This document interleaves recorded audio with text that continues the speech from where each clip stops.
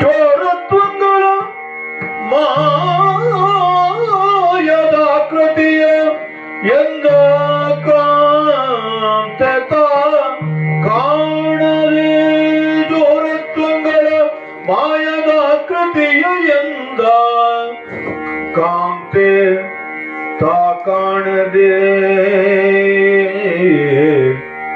ನಾರಿ ವಿಸ್ಮಿತೆಯಾಗಿ ಕಾಂತನುಡು ತಾ ದೈನ್ಯದಿಂದ ಬೇಡಿದಳು. ಆ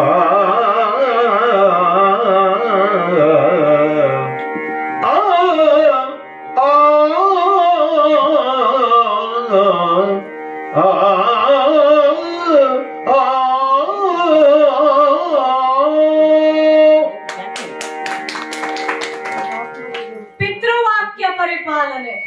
ಹೌದು, ಪಿತೃವಾಕ್ಯ ಪರಿಪಾಲನೆಗಾಗಿಯೇ ನಂದಿನಿಯ ಈ ಕಾನನಕ್ಕೆ ನಡೆದು ಬಂದದ್ದು. ಅಂದು ಕೈಕಾದೇವಿ ಹೇಳಿದ್ದೇನು, 14 ವರ್ಷಗಳ ಕಾಲ ವನವಾಸ ನಡೆಸಿ ಬರಬೇಕೆಂಬುದಾಗಿ. ಕೇವಲ ಅವರೊಂದೇ ಬಂದ್ರೆ ಇಲ್ಲ, ಇನ್ನೇನನ್ನ ಅನುಸರಿಸಿಕೊಂಡು ಬರುವುದು ಈ ಕಾಂತೆಯ ಕರ್ತವ್ಯ ಎಂಬುದಾಗಿ ತಿಳಿದು ನಾನು ಕೂಡ ಅವರನ್ನ ಅನುಸರಿಸಿಕೊಂಡು ಬಂದದ್ದಾಯಿತು. ಹಾಗೆ ತಮ್ಮನಾದಂತಹ ಲಕ್ಷ್ಮಣನು ಕೂಡ ಅಣ್ಣ ನಿನ್ನ ಸೇವೆಯನ್ನ ಕೈಯಲು ನನಗೂ ಒಂದು ಅವಕಾಶವನ್ನ ನೀಡು ಎಂಬುವಂತಹ ಬೇಡಿಕೆಯನ್ನ ಪರಿಪರಿಯಾಗಿ ಹೇಳಿದಂತಹ ಕಾಲಕ್ಕೆ ಅನುಜ ಲಕ್ಷ್ಮಣನನ್ನು ಕೂಡಿಕೊಂಡು ದಂಡಕಾರಣ್ಯವನ್ನ ದಾಟಿ ನಾವು ಈ ಪಂಚವಟಿ ಪ್ರದೇಶಕ್ಕೆ ಬಂದವರಿದ್ದೇವೆ. ವಾಸಕ್ಕೆ ಯೋಗ್ಯ ಸ್ಥಳ ಅಂದ್ರೆ ಇದೆ ಅಲ್ವೇ? ಜುಳು ಜುಳು ಹರಿಯುತ್ತಿರುವಂತಹ ಗೋದಾವರಿ ನದಿ, ಸುತ್ತಲೂ ಪರ್ವತ ಪ್ರದೇಶ, ಅಲ್ಲಲ್ಲಿ ಚಿಗುರು ನಿಂತ ಮರಗಳು, ಆ ಮರಗಳಲ್ಲಿ ಕುಳಿತುಕೊಂಡಂತಹ ಕೋಗಿಲೆ ಇಂಪಾದ ಧ್ವನಿ, ಚಂಗು ಚಂಗೆಂದು ನಲಿಯುತ್ತಾ ಹಾರುತ್ತಾ ಓಡುತ್ತಿರುವಂತಹ ಜಿಂಕೆಗಳು, ನರ್ತಿಸುವಂತಹ ನವಿಲುಗಳು ಮನಸ್ಸಿಗೆ ಎಷ್ಟೊಂದು ಆಹ್ಲಾದವನ್ನ ನೀಡ್ತಾ ಇದೆ. ಈ ವೇಳೆಯಲ್ಲಿ ನಾನು ಪ್ರಕೃತಿಯ ಈ ಸೌಂದರ್ಯವನ್ನ ಸವಿಯುತ್ತಾ ಹೀಗೆ ಬರುವಂತ ಸಮಯದಲ್ಲಿ ಅಗೋ ಏನನ್ನ ನೋಡ್ತಾ ಇದ್ದೇನೆ, ಅರೆ ಹೊಂಬಣ್ಣದ ಮೃಗ, ಇದೊಂದು ಬಂಗಾರದ ಜಿಂಕೆ, ಅದು ಅತ್ತಿಂದ ಚಂಗು ಚಂಗೆಂತ ಓಡ್ತಾ ಇದೆ. ಒಂದು ಸರಿ ಸಮೀಪ ಬರ್ತಾ ಇದೆ, ದೂರ ಓಡ್ತಾ ಇದೆ. ಎಷ್ಟು ಚಂದ, ಎಷ್ಟು ಚಂದ.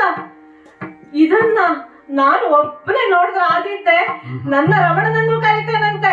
ಓ ರಾಮ, ಇನಿಯಾ ಶ್ರೀರಾಮಚಂದ್ರ, ಬನ್ನಿ ಇಲ್ಲಿ ಬನ್ನಿ.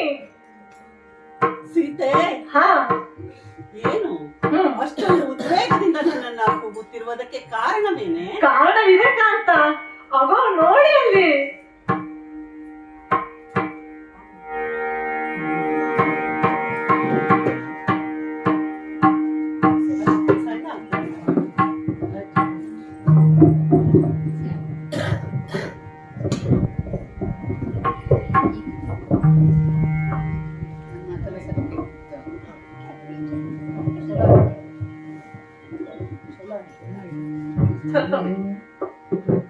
ಸರಿ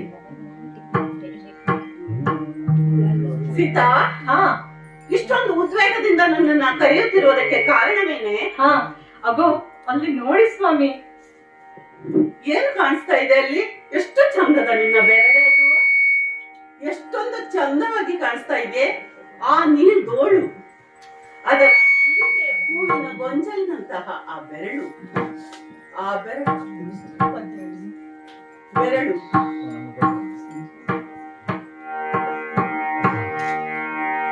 ನೋಡಿದೆಯ ರಾಮ, ನೋಡಿದೆಯ ಅಗೋ ಅಲ್ಲಿ ನೋಡಿ. ನೋಡಿದೆಯ ರಾಮ, ನೋಡಿದೆಯ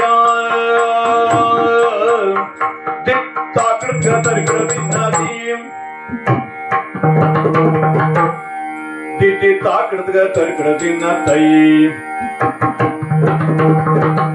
ತರ್ಕಡ ತಿನ್ನ ತೀಂ ತರ್ಕಡ ತಿನ್ನ ತಾ ದಿನ ತಾ ದಿನ ತೈ ದಿನ ತಾ ದಿನ ತೈ ನಿತ್ತಕ್ಕುದ ಗಿಡದ ಕದಿನರಿ ನೋಡಿದೆಯ ರಾಮ ನೋಡಿದೆಯ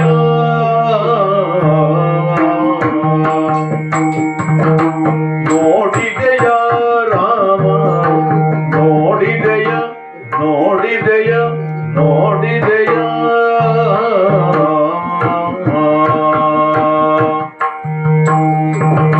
ದೊಡ್ಡ ಕಾಡಿನಿಂದ ಓಡಿ ಬಂದು ಆಡುವಂತ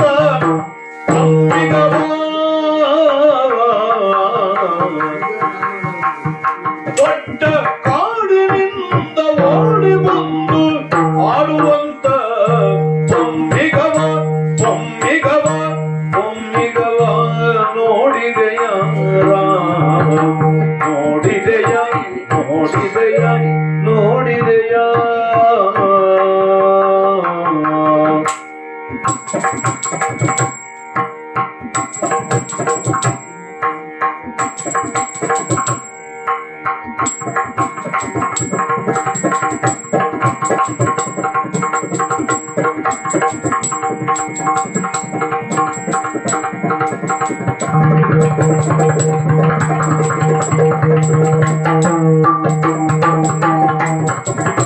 ದೊಡ್ಡ ಕಾಡಿನಿಂದ ಓಡಿ ಬಂದು ಆಡುವಂತ ಬೊಮ್ಮಿಗವ ಚಿನ್ನದ ಆಗಿರುವ ಮೈಯ ಬಣ್ಣದ ಸುತ್ತಲೂ ಚಿನ್ನದ ಆಗಿರುವ ಮೈಯ ಬಣ್ಣದ ಸುತ್ತಲೂ ಪಂಚವರ್ಣದ ರೇಖೆಯ ಬಂದ ಚಂದವ ನೋಡು ಪಂಚವರ್ಣದ ರೇಖೆಯ ಬಂದ ಚಂದವ ನೋಡು ನೀ ಅಂದವ ನೋಡು ಪಂಚವರ್ಣದ ರೇಖೆಯ ಬಂದ ಚಂದವ ನೋಡು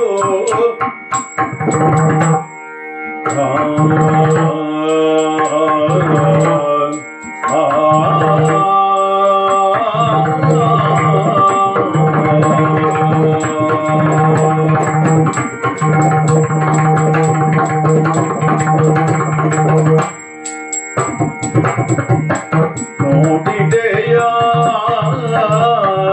ನೋಡಿದೆಯ ರಾಮ ನೋಡಿದೆಯ ನೋಡಿದೆಯ ರಾಮ ನೋಡಿದೆಯ ದೊಡ್ಡ ಕಾಡಿನಿಂದ ಓಡಿ ಬಂದು ಆಡುವಂತ ಬೊಮ್ಮಿಗವ ದೊಡ್ಡ ಕಾಡಿನಿಂದ ಓಡಿ ಬಂದು ಆಡುವಂತ ಬೊಮ್ಮಿಗವ ನೋಡಿದೆಯ ನೋಡಿದೆಯ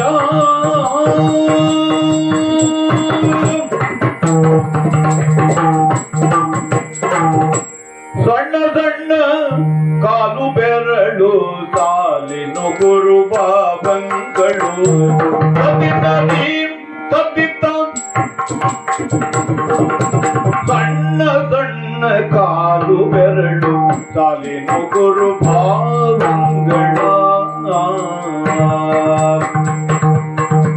ಸಣ್ಣ ಸಣ್ಣ ಕಾಲು ಬೆರಳು ಸಾಲಿನು ಗುರು ಭಾವಂಗಳ ಸಣ್ಣ ಸಣ್ಣ ಕಾಲು ಬೆರಳು ಸಾಲಿನು ಗುರು ಭಾವಂಗಳ ಸಣ್ಣ ಸಣ್ಣ ಕಾಲು ಬೆರಳು ರಾಮ ನೋಡು ಸಣ್ಣ ಸಣ್ಣ ಕಾಲು ಬೆರಳು ಸಣ್ಣ ಸಣ್ಣ ಕಾಲು ಬೆರಳು ಸಾಲಿನು ಗುರು ಭಾವಂಗಳು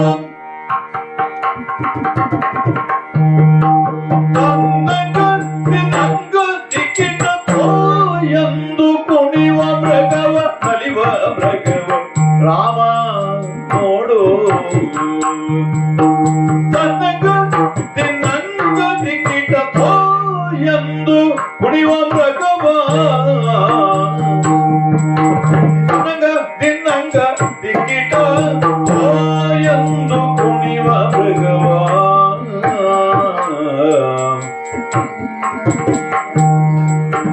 ನೋಡಿದೆಯ ರಾಮ ನೋಡಿದೆಯ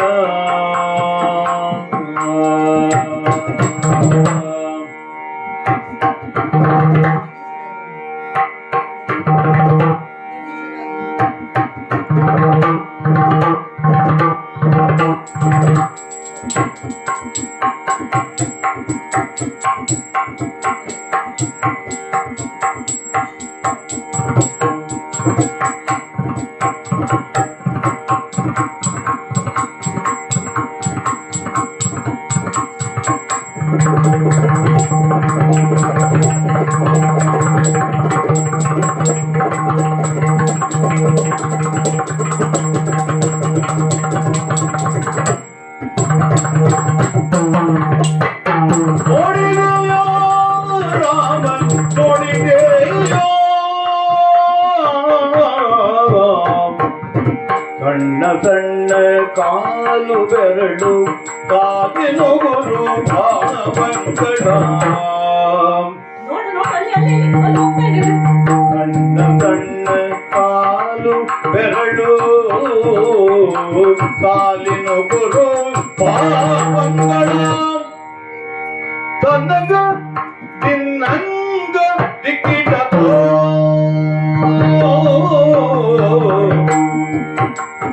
ತನ್ನಂಗ ತಿನ್ನಂಗ ದಿಕ್ಕಿಟ ತನ್ನಂಗ ತಿನ್ನಂಗ ದಿಕ್ಕಿಟ ತನ್ನಂಗ ತಿನ್ನಂಗ ದಿಕ್ಕಿಟ ಎಂದು ಕುಣಿವ ಮೃಗವ ನಲಿವ ಮೃಗವ ಕುಣಿವ ಮೃಗವ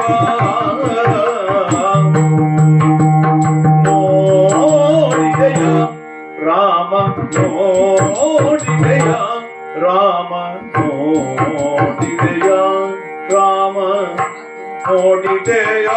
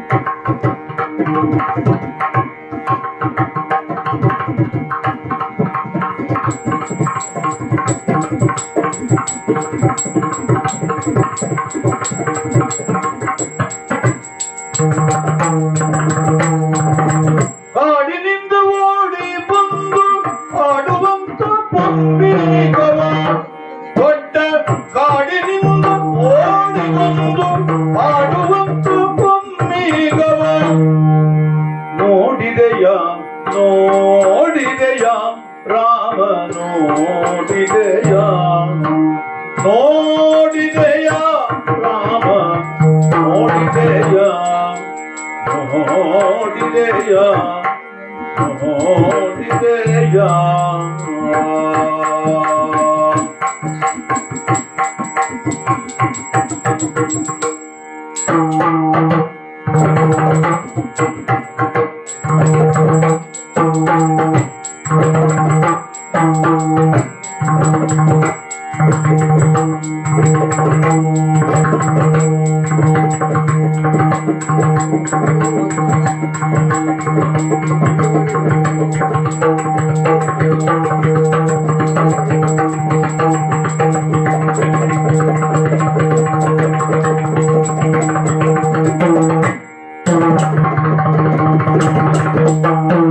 ನೋಡಿದೆಯ ರಾಮ ನೋಡಿದೆಯ ನೋಡಿದೆಯ ರಾಮ ನೋಡಿದೆಯ ಕಾಡಿನಿಂದ ಓಡಿ ಬಂದು ಆಡುವಂತ ಬೊಮ್ಮಿಗವ ಕಾಡಿನಿಂದ ಓಡಿ ಬಂದು ಆಡುವಂತ ಬೊಮ್ಮಿಗವ ನೋಡಿದೆಯ ನೋಡಿದೆಯ ರಾಮ ನೋಡಿದೆಯ ಅಯ್ಯ ದಿನ ಭೀಮ್ ಅಯ್ಯ ದಿನ ರಾಮ್ ಅಯ್ಯ ದಿನ ಭೀಮ್ ಅಯ್ಯ ದಿನ ರಾಮ್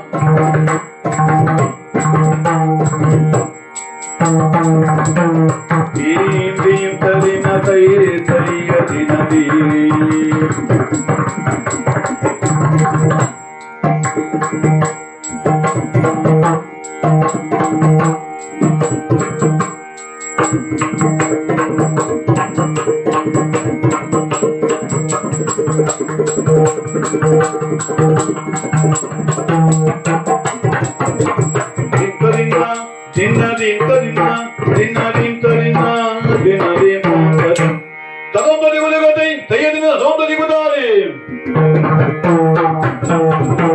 ದಿನ ತತ್ವಂ ತದಿಕುತಕ ತಯ್ಯ ತಯ್ಯ ದಿನ ತತ್ವಂ ತದಿಕುತಾದೆ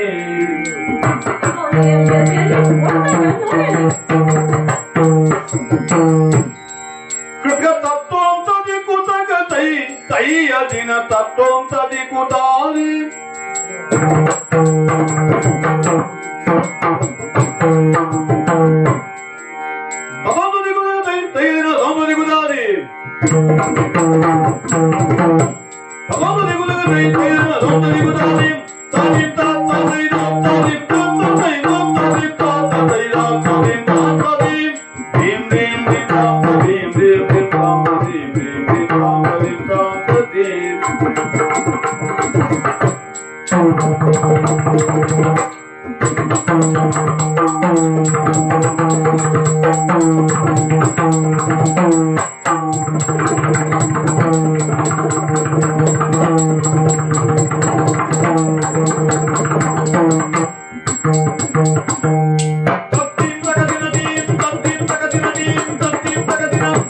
ನೋಡಿದೆಯೋ ರಾಮ ನೋಡಿದೆಯೋ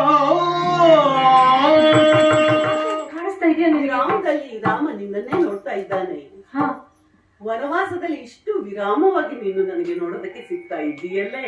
ಅಲ್ಲ ನೀವು ನನ್ನನ್ನು ಯಾವತ್ತೂ ನೋಡ್ತಾ ಇದ್ದೀರಿ ಅಲ್ಲ, ಈಗ ಮದುವೆಯಾಗಿ ಇಷ್ಟು ವರ್ಷದಲ್ಲಿ ನೀವು ನನ್ನನ್ನು ನಂದೇ ಅಲ್ವಾ ನೋಡಿದ್ದು.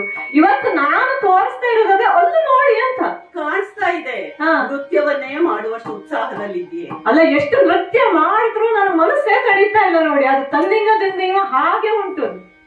ಆ ನಿನ್ನ ಬೆರಳ ತುದಿಯನ್ನ ನನಗೆ ನೋಡ್ತಾ ಇದ್ದಾಗ ಹಾ, ಈ ಹೆಂಗಸರು ಪ್ರಪಂಚವನ್ನ ಬೆರಳ ತುದಿಯಲ್ಲೇ ಆಡ್ತಾರೆ ಅಂತ ಕೇಳಿದ್ದೆ.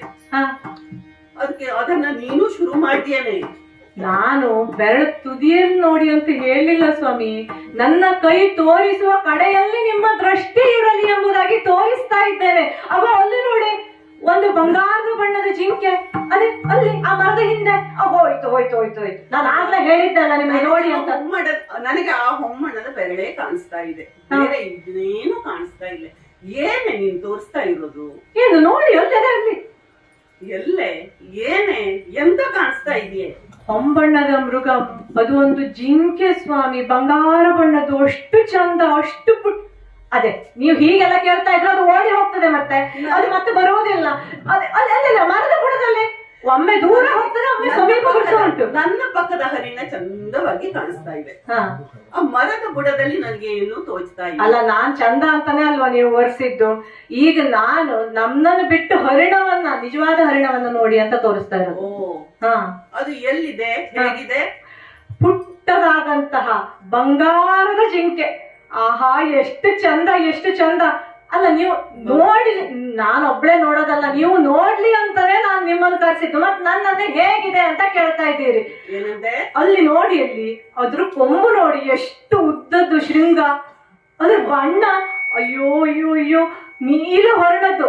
ಕಪ್ಪಲ್ಲ ಅಲ್ಲ, ಮತ್ತೆ ನೀವು ಆ ಕಪ್ಪು ಅಂದ್ಕೊಂಡು ಆ ಕಾಗೆ ತರ ಕಪ್ಪು ಆ ತರ ಎಲ್ಲ ಭ್ರಮೆಗೊಳ್ಬೇಡಿ. ಅದು ನೀಲ ವರ್ಣ ಅಂದ್ರೆ ಕಪ್ಪು ನೀಲಿ ಶೃಂಗ. ಬಂಗಾರದ ವರ್ಣ. ಹಾ, ಜಿಂಕೆ. ನೀಲ ವರ್ಣ, ಬಂಗಾರದ ವರ್ಣದ ಜಿಂಕೆ, ಅದಕ್ಕೆ ನೀಲ ವರ್ಣದ ಶೃಂಗ. ಓ, ಹಾಗೆ ಅದ್ರ ಮುಖ ಅಂತೂ ಒಂದು ಕಡೆ ಬಿಳುಪು, ಒಂದು ಕಡೆ ಕಪ್ಪು. ಬಣ್ಣ ಹಚ್ಕೊಂಡಿದ್ಯೇನೋ? ಇಲ್ಲಪ್ಪ, ಅದು ಎದುರು ಬದ್ರು ಬಣ್ಣ. ಎಷ್ಟು ಚಂದ ಸ್ವಾಮಿ, ಒಂದು ನೋಡಿ ಹೆಂಗ ಕುಣಿತಾ ಇದೆ, ತನ್ನಂಗ ದಿನ್ನಂಗ. ಅಲ್ಲ, ನಾನೇ ತಾಳ ಹಾಕ್ತಾ ಇದ್ದೇನೋ, ಅದು ಕುಣಿತಾ ಇರೋದಕ್ ನಾ ತಾಳ. ಅಯ್ಯೋ, ನನಗ್ ಒಂದು ಬಗೆ ಹರಿತಾ ಇಲ್ಲ ಸ್ವಾಮಿ. ಅದ್ರ ಕಾಲು ನೋಡಿ, ಕಾಲು ಎಷ್ಟು ಮೃಗ ನೃತ್ಯನೂ ಮಾಡ್ತಾ ಇದೆ. ಹೌದು. ಹಾ, ಅದು ಕಾಣಿಸ್ತಾ ಇದೆ. ಅಲ್ಲ, ಅದು ನಡೆಯೋದು, ಜಿಗಿಯೋದು ನೃತ್ಯ ತರಾನೇ ಇದೆ ಅಂತ. ಅದ್ರ ಕಾಲಂತೂ ಎಷ್ಟು ಪುಟ್ಟದ್ದು. ಆ ಕಾಲಿ ಉಗುರು, ಅಯ್ಯೋ ಸ್ವಾಮಿ, ಆ ಪುಟ್ಟ ಪುಟ್ಟ ಉಗುರು ನೋಡಿ ನೀವು ಅಲ್ಲಿ. ಹೆಣ್ಣಿಗೆ ಇಷ್ಟೊಂದು ಹಾ ಪ್ರೀತಿ ಅನ್ನೋದು ಗೊತ್ತಿತ್ತು, ಮೃಗಗಳು, ಮಕ್ಕಳು ಎಲ್ಲವೂ ಪ್ರೀತಿ ಅನ್ನೋದು ಗೊತ್ತಿತ್ತು. ಇಷ್ಟೊಂದು ಹೀಗೆ ನೀನು ಮಳ್ಳಾಗ್ತಿ ಅಂತ ಗೊತ್ತಿರ್ಲಿಲ್ಲ. ಅಲ್ಲ, ಮುಳ್ಳು ಹಾಗೆ ಇದೆ. ಯಾಕಂದ್ರೆ ನಾನು ಇನ್ನೂವರೆಗೂ ಈ ರೀತಿಯಾದ ನೋಡ್ಲಿಲ್ಲ. ಅಲ್ಲ, ನೀವು ನೋಡಿದ್ರು? ಅಲ್ಲ, ನನಗಿಂತ ಜಾಸ್ತಿ ನೀವು ಕಾಡ್ ನೋಡಿದವ್ರು. ಈ ರೀತಿಯಾದ ಮೃಗವನ್ನ ಈ ಮೊದಲು ನೀವೆಲ್ಲಾದ್ರೂ ನೋಡಿದ್ರ ಹೇಳಿ? ನನ್ಗೆ ಈಗ್ಲೂ ಅದು ತೋಚ್ತಾ ಇಲ್ಲ. ಅಲ್ಲಿ ಮರದ ಬುಡದಲ್ಲಿ ಒಂದು ಸರಿ ಕಾಣಿಸ್ತದೆ, ಒಂದು ಸರಿ ನಮ್ಮ ಬಳಿಯೇ ಬರ್ತದೆ. ಅಲ್ಲ, ನಾನು ಹಿಂದೆ ಬಂದಿತ್ತು ಇಷ್ಟೊತ್ತಂತ ಏನ್ ಹೋಯ್ತು? ಅದೇ ಅಲ್ಲಿ ಆ ಮರದ ಬುಡದಲ್ಲಿ ಇದೆ ನೋಡಿ. ಅದು ಯಾಕೆ ನಿನ್ಗೆ ಒಂದೇ ಕಾಣಿಸ್ತಾ ಇದೀನಿ? ಅಲ್ಲ, ನೀವು ಯಾಕೆ ಅದು ಕುಣಿತ? ನಿಮಗೆ ಸರಿಯಾಗಿ ನೋಡಿದ್ರೆ ನಿಮಗೂ ಕಾಣಿಸ್ತಿತ್ತು. ನೀವು ನನ್ನನ್ನೇ ನೋಡ್ತಾ ಇದ್ದೀರಿ ಆಗ್ಲಿಂದ. ನಾನ್ ಹೇಳ್ತಾ ಇರೋದು ನನ್ನನ್ನು ನೋಡಿ ಸಾಕು, ಆ ಜಿಂಕೆ ನೋಡಿ ಅಂತ. ಆ ಜಿಂಕೆ ನನಗೆ ನಿನ್ನಕ್ಕಿಂತ ಚಂದವಾದ ಯಾವುದೇ ವಸ್ತು ಜಗತ್ತಿನಲ್ಲಿ ಇಲ್ಲ. ಅದನ್ನ ನಾನು ಅರಿತವಳೆ. ಪ್ರಯತ್ನ ಮಾಡ್ತಾ ಇದ್ದೆ. ಅಲ್ಲ, ಏಕಪತ್ನಿ ವ್ರತಸ್ಥ, ನಿಮಗೆ ನಾನೇ ಅಲ್ಲ, ಇದೆಲ್ಲವನ್ನು ಅರಿತವಳೆ. ಏಕಾಂತದಲ್ಲಿ ಈಗ 12 ವರ್ಷ ಕಳೆದದ್ದಾಯ್ತು. ಅಲ್ಲ, ಅಯೋಧ್ಯೆಯಲ್ಲಂತೂ ನೋಡಿ ಸಾಕಾಗ್ಲಿಲ್ಲ, ಇಲ್ಲಂತೂ ನನ್ನನ್ನು ನೋಡಿ ನೋಡಿ ನೋಡಿ ಆಯ್ತು. ಇವತ್ತಿಗೆ ನೀವು ಆ ಜಿಂಕೆ ನೋಡ್ಬೇಕು, ಪ್ರಸಂಗ ಮುಂದೆ ಹೋಗ್ಬೇಕು. ನಾನು ಆ ಜಿಂಕೆಯನ್ನ ನೋಡ್ಬೇಕು ಅಂತ ಆದ್ರೆ ಅದು ನಿಮ್ ಕಣ್ಣಲ್ಲಿ ನೋಡ್ಬೇಕು, ನನ್ನ ಕಣ್ಣಲ್ಲಿ ನೋಡ್ಬೇಕು ಅನ್ನೋದನ್ನ ನಾನ್ ನಿರ್ಣಯಿಸ್ಬೇಕು. ನಾನ್ ಯಾವಾಗ್ಲಾದ್ರೂ ಯಾರಾದ್ರೂ ಒಪ್ಕೊಳ್ಳೋದಕ್ಕೆ ಸಾಧ್ಯ ಇದೆಯಾ? ಏನಂತ? ಆ ಜಿಂಕೆ ನಿಮ್ಗೆ ಯಾಕೆ ನೋಡ್ಲಿಕ್ಕೆ ಚಂದ ಇದೆ, ಆಯ್ತು ನಾನು ನೋಡ್ತೇನೆ, ಅದ್ ಯಾಕೆ ಅದು ಹಿಂದೆ ಅಷ್ಟೊಂದು? ಅಲ್ಲ, ಅದು ನನಗೆ ನನ್ನ ಮನಸ್ಸನ್ನೇ ಕದ್ದು. ಅಲ್ಲ, ನಾನು ಯಾವತ್ತು ನೋಡಿ ಸ್ವಾಮಿ, ನಾನು ಯಾವತ್ತು ಯಾವುದ್ರ ಮೇಲೂ ಇಷ್ಟೊಂದು ಆಸೆ ಪಡ್ಲಿಲ್ಲಾಗಿತ್ತು. ಇವತ್ತ ಆ ಬಂಗಾರ ಜಿಂಕೆ ಕಣ್ಣ ಇಲ್ವೋ, ನನಗೆ ಅದ್ರ ಮೇಲೆ ಮನಸ್ಸಾಗೋಗಿದೆ. ನನ್ನ ಮನಸ್ಸೆಲ್ಲ ಅದರೊಳಗೆ ಹೋಗ್ಬಿಟ್ಟಿದೆ. ನನ್ನ ಮನಸ್ಸು ಅದರೊಳಗಿದೆ. ನನಗೆ ನೀವು ಬೇಕು, ನನಗೆ ಅದು ಬೇಕು. ಈ ಮನಸ್ವಿನಿ ನಿಮಗೆ ಬೇಕಂತ ಆದರೆ ಸ್ವಾಮಿ ನನಗೆ ಅದು ಬೇಕು. ಆ ಬಂಗಾರದ ಜಿಂಕೆ ಬೇಕು ಸ್ವಾಮಿ, ತಂದು ಕೊಡಿ. ಕಾಂತೆಯ ಕಾಂತತ್ವ ಎಲ್ಲಿ ಹೊರಳ್ತಾ ಇದೆ ಅನ್ನೋದು ಗೊತ್ತಾಯ್ತು. ಅರಸಿನಿ ಸುಮ್ಮನೆ ಪ್ರಭೆಗೊಳ್ಳಬೇಕೇ,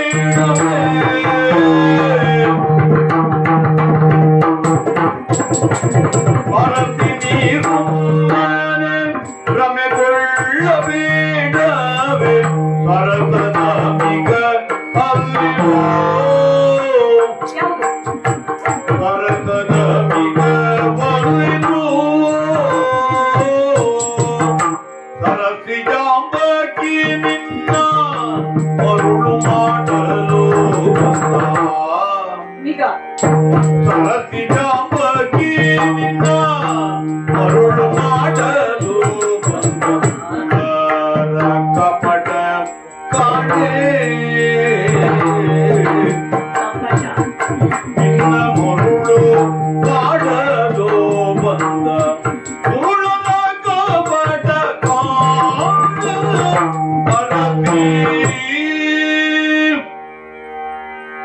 ಸೀತಾ, ಸ್ವಾಮಿ ನೀನು ನೋಡು ಹೇಳಿದ್ದನ್ನ ಕಾಣುವ ಪ್ರಯತ್ನದಲ್ಲಿ ನಾನಿದ್ದೇನೆ.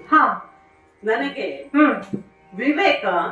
ವಿವೇಕರಹಿತವಾದಂತಹ ಭಾವ ಅದು ಸೃಷ್ಟಿಸುವ ಭ್ರಮೆ ಇದೆಯಲ್ಲ, ಅದ್ಯಾಕೋ ನಿನ್ನಲ್ಲಿ ಇವತ್ತು ನನಗೆ ಗೋಚರ ಆಗ್ತಾ ಇದೆ. ಯಾಕೋ? ಬುದ್ಧಿ ಮತ್ತು ಭಾವ ಮತ್ತು ವಿವೇಕ ಸಮಚಿತ್ತದಲ್ಲಿ ಇಲ್ಲದೆ ಇರುವಾಗ ನಮಗೆ ಒಂದಿಷ್ಟು ವಸ್ತುಗಳು ವಿಶೇಷವಾಗಿ ಆಕರ್ಷಿಸ್ತವೆ, ಹಾಗೂ ಅದರ ಒಳ ನ್ಯೂನ್ಯತೆ ನಮಗೆ ಗೊತ್ತಾಗೋದಿಲ್ಲ. ಅಂತಹ ಒಂದು ಸ್ಥಿತಿಯಲ್ಲಿ ನೀನಿದ್ದೀಯ ಅಂತ ನನಗೆ ಅನಿಸ್ತಾ ಇದೆ. ನೋಡು, ನೀನು ಆ ಮೃಗವನ್ನ ನೋಡ್ದೆ, ಹೌದು, ನನಗೆ ವರ್ಣಿಸಿದೆ. ಏನ್ ಎಂಥ ಮೃಗ ಅಂತ ಹೇಳ್ದೆ ನೀನು? ಬಂಗಾರ ಬಣ್ಣದ ಮೃಗ. ಬಂಗಾರದ ಬಣ್ಣದ ಮೃಗವು ಅಥವಾ ಬಂಗಾರದ ಮೊಮ್ಮಗ? ಬಂಗಾರದ ಹಾಗೆ ಕಾಣಿಸ್ತಾ ಉಂಟು. ಅದ್ರ ಹೊಟ್ಟೆ ಅಂತೂ ವಜ್ರದ ಹೊಳಿತಾ ಉಂಟು. ಅಯ್ಯೋ, ಎಷ್ಟು ಚಂದ ಕಾಣ್ತು. ಈಗ ನೀವ್ ಹಿಂಗೆ ನನ್ನ ಬುದ್ಧಿ ಹೇಳ್ತಾ ಇದ್ರೆ ಅದು ಓಡ್ ಹೋಗ್ತದೆ. ಅದು ಮತ್ತೆ ಬಂಗಾರ ಲೋಹಕ್ಕೆ ಜೀವ ಬರ್ತದೇನೆ. ಜೀವ ಬರ್ಬೇಕು ಅಂದ್ರೆ ಯಾರೋ ಅದ್ರೊಳಗೆ ತುಂಬಬೇಕು ಅಲ್ಲೇನೆ. ಅಂತಹ ತುಂಬಿದ್ದು ಮತ್ತು ಅದು ಗುಂಪಿನಿಂದ ಹೊರಗಡೆ ಇದ್ದು ನಿನಗೆ ಹೊಮ್ಮಿ ಬಂದಿತ್ತು ಅಂದ್ರೆ ನಿನ್ನ ಎದುರುಗಡೆ ಬಂದಿತ್ತು. ಎರಡು ನಿನ್ಗೆ ಸ್ವಲ್ಪ ವ್ಯತ್ಯಾಸ ಕಾಣಿಸ್ತಾ ಇದ್ದೇನೆ. ಇದು ಲೋಕಾರೂಢಿಯಾಗಿ ಕಾಣಿಸ್ತಾ ಇದೆಯೇನೆ ನಿನ್ಗೆ? ಮೃಗ ಕಾಣಿಸ್ತಾ ಇದೆ. ನಿನ್ನ ಕಣ್ಣಿಗೆ ಅಂಟಿದ ಆ ಮೃಗದ ಹುಚ್ಚು ಇದೆಯಲ್ಲ, ಭ್ರಮೆ ಇದೆಯಲ್ಲ, ಅದು ನಿನ್ನನ್ನ ಆವರಿಸಿಕೊಳ್ತಾ ಇದೆ. ಅದಕ್ಕಾಗಿ ನಿನಗೆ ಒಂದು ಎಚ್ಚರಿಕೆಯನ್ನ ನಾನು ಹೇಳ್ತಾ ಇದ್ದೇನೆ. ಯಾವುದು ನಮ್ಮನ್ನು ತುಂಬಾ ಆಕರ್ಷಿಸ್ತದೆಯೋ ಅದು ಸಹಜವಾಗಿದ್ದಲ್ಲ.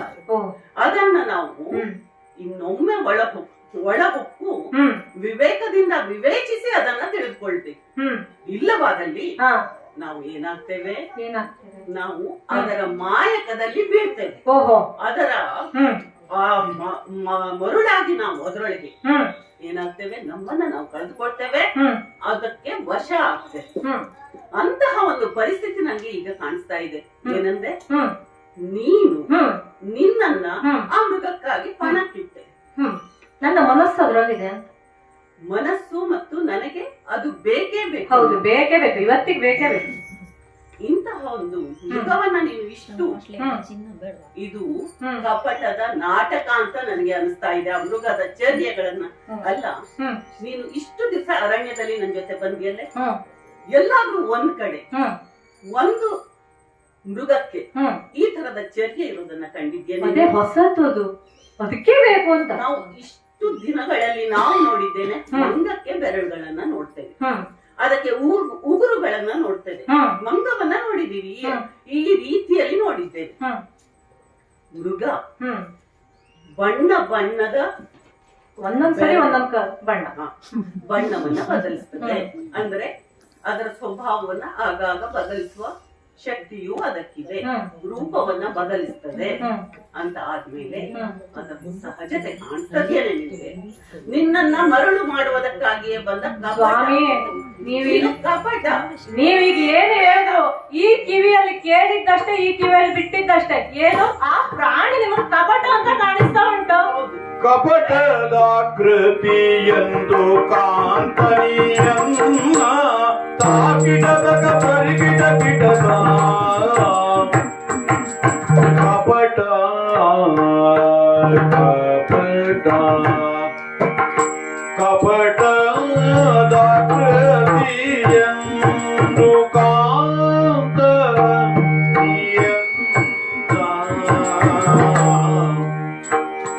ಚಾಳಿ ಬೋದಲ್ಲ ಅಲ್ಲೇ, ಚಾಳಿ ಬೋದಲ್ಲ ಅಲ್ಲೇ ನಾನು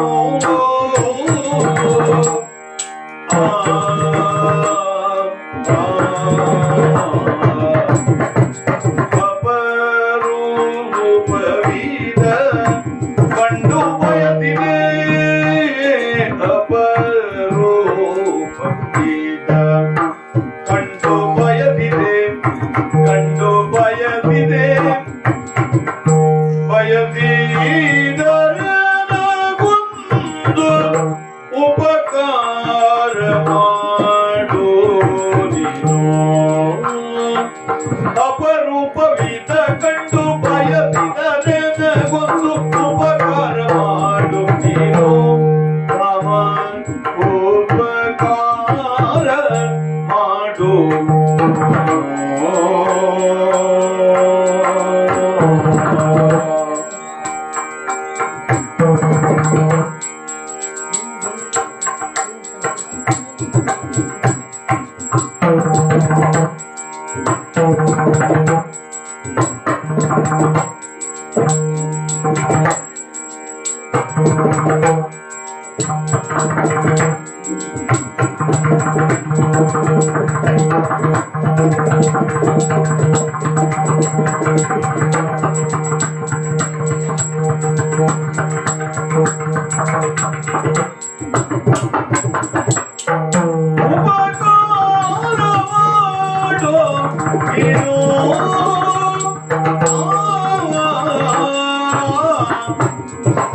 ಅಪರೂಪವಿದ ಕಂಡು ಬಯಸಿದರನಗೊಂದು ಉಪಕಾರ ಮಾಡು ನೀನು.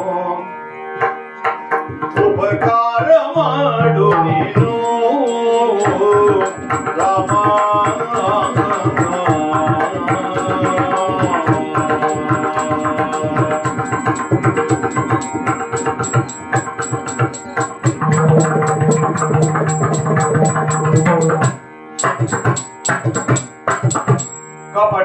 ಕಪಟದಾಕೃತಿಯೆಂದು ಕಾಂತನಿಯನ್ನ ಕಾಣಿಪುದೆಲ್ಲ ಬಲ್ಲೆ ನಾನು, ಕಾಣಿಪುದೆಲ್ಲ ಬಲ್ಲೆ ನಾನು. ಅಪರೂಪವಿದ ಕಂಡು ಬಯಸಿದರನಗೊಂದು ಉಪಕಾರ ಮಾಡು ನೀನು.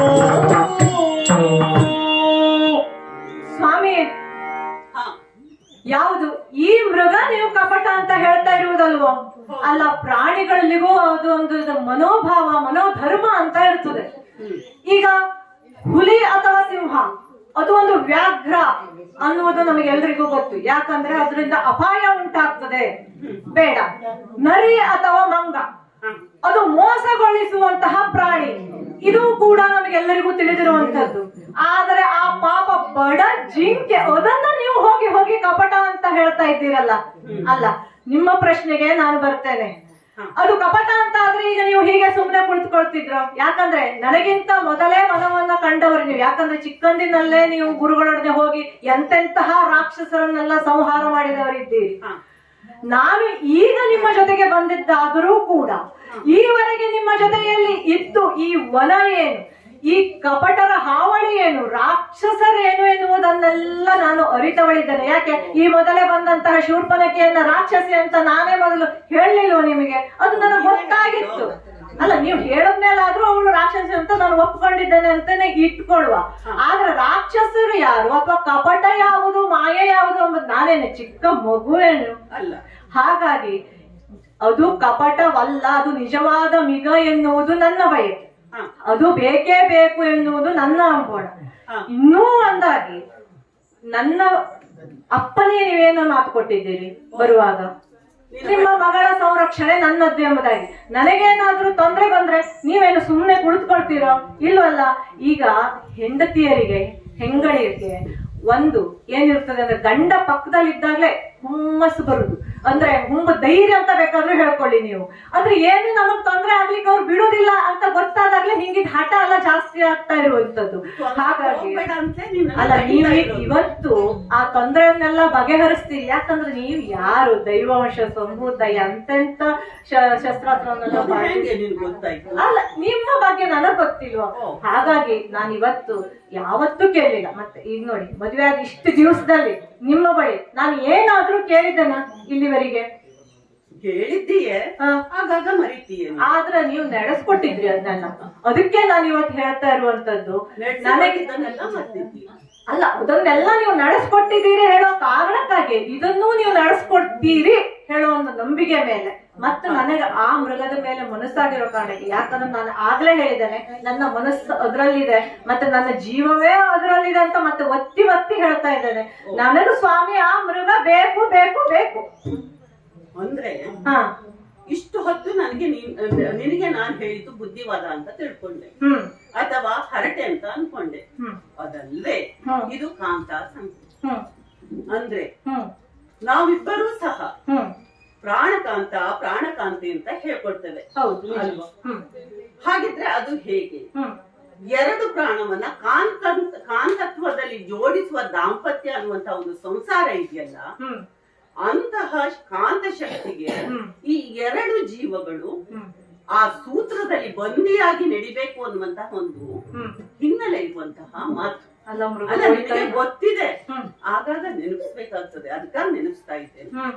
ಈ ಮೃಗದ ಏನು ಮೋಹ ಇದೆಯಲ್ಲ, ನಿನ್ನ ಮನಸ್ಸು ಮತ್ತೆ ಬುದ್ಧಿಯನ್ನ ಅಡರಿದೆಯಲ್ಲ, ಅದಕ್ಕಾಗಿ ಈಗ ನಾನು ಹೇಳ್ತಾ ಇರೋದು ಏನು ಕೇಳಿದ್ರೆ, ನಾನು ನಿಮಗೆ ಬುದ್ಧಿಯನ್ನ ಹೇಳೋದಕ್ಕೆ ಇಲ್ಲ. ಆದರೆ ನಮ್ಮ ಅನುಭವವನ್ನ ನೋಡಿದಾಗ, ಈ ಕಾಂತತ್ವದಲ್ಲಿ ವಿಕರ್ಷಣೆಯನ್ನ ನೋಡಿದಾಗ, ಕಾಂತದ ವಿಕರ್ಷಣೆಯನ್ನ ಕಂಡಾಗ, ಕಾಂತಿಯು ಕುಂದಿದಾಗ, ಸಹಚರ್ಯದ ಒಂದು ಅನುಭವದಲ್ಲಿ ನಾನು ನಿನಗೆ ಕೆಲವು ಮಾತುಗಳನ್ನ ನೆನಪಿಸಬೇಕಿದೆ, ಹೇಳಬೇಕಿದೆ. ಏನು ಸ್ವಾಮಿ? ಅಲ್ಲ, ಮಗ ಹೋಗೋದ್ರೊಳಗೆ ಹೇಳ್ಬೇಕು, ನಾವು ಮತ್ತದು ತಂದ್ಕೊಡ್ಬೇಕು. ಅದು ಹೋಗುವುದು ಬಿಡುವುದು ಆಮೇಲಿನ ಮಾತು. ಯಾಕೆಂದ್ರೆ ನೀನು ಅದರ ಹಿಂದೆ ಹೋಗ್ಲಿಕ್ಕಿಲ್ಲ, ಇದು ನನ್ನ ಯೋಚನೆ. ಅದಕ್ಕಾಗಿ ನಾನು ನಿನಗೆ ಇದನ್ನೆಲ್ಲ ಹೇಳ್ತಾ ಇದ್ದೀನಿ.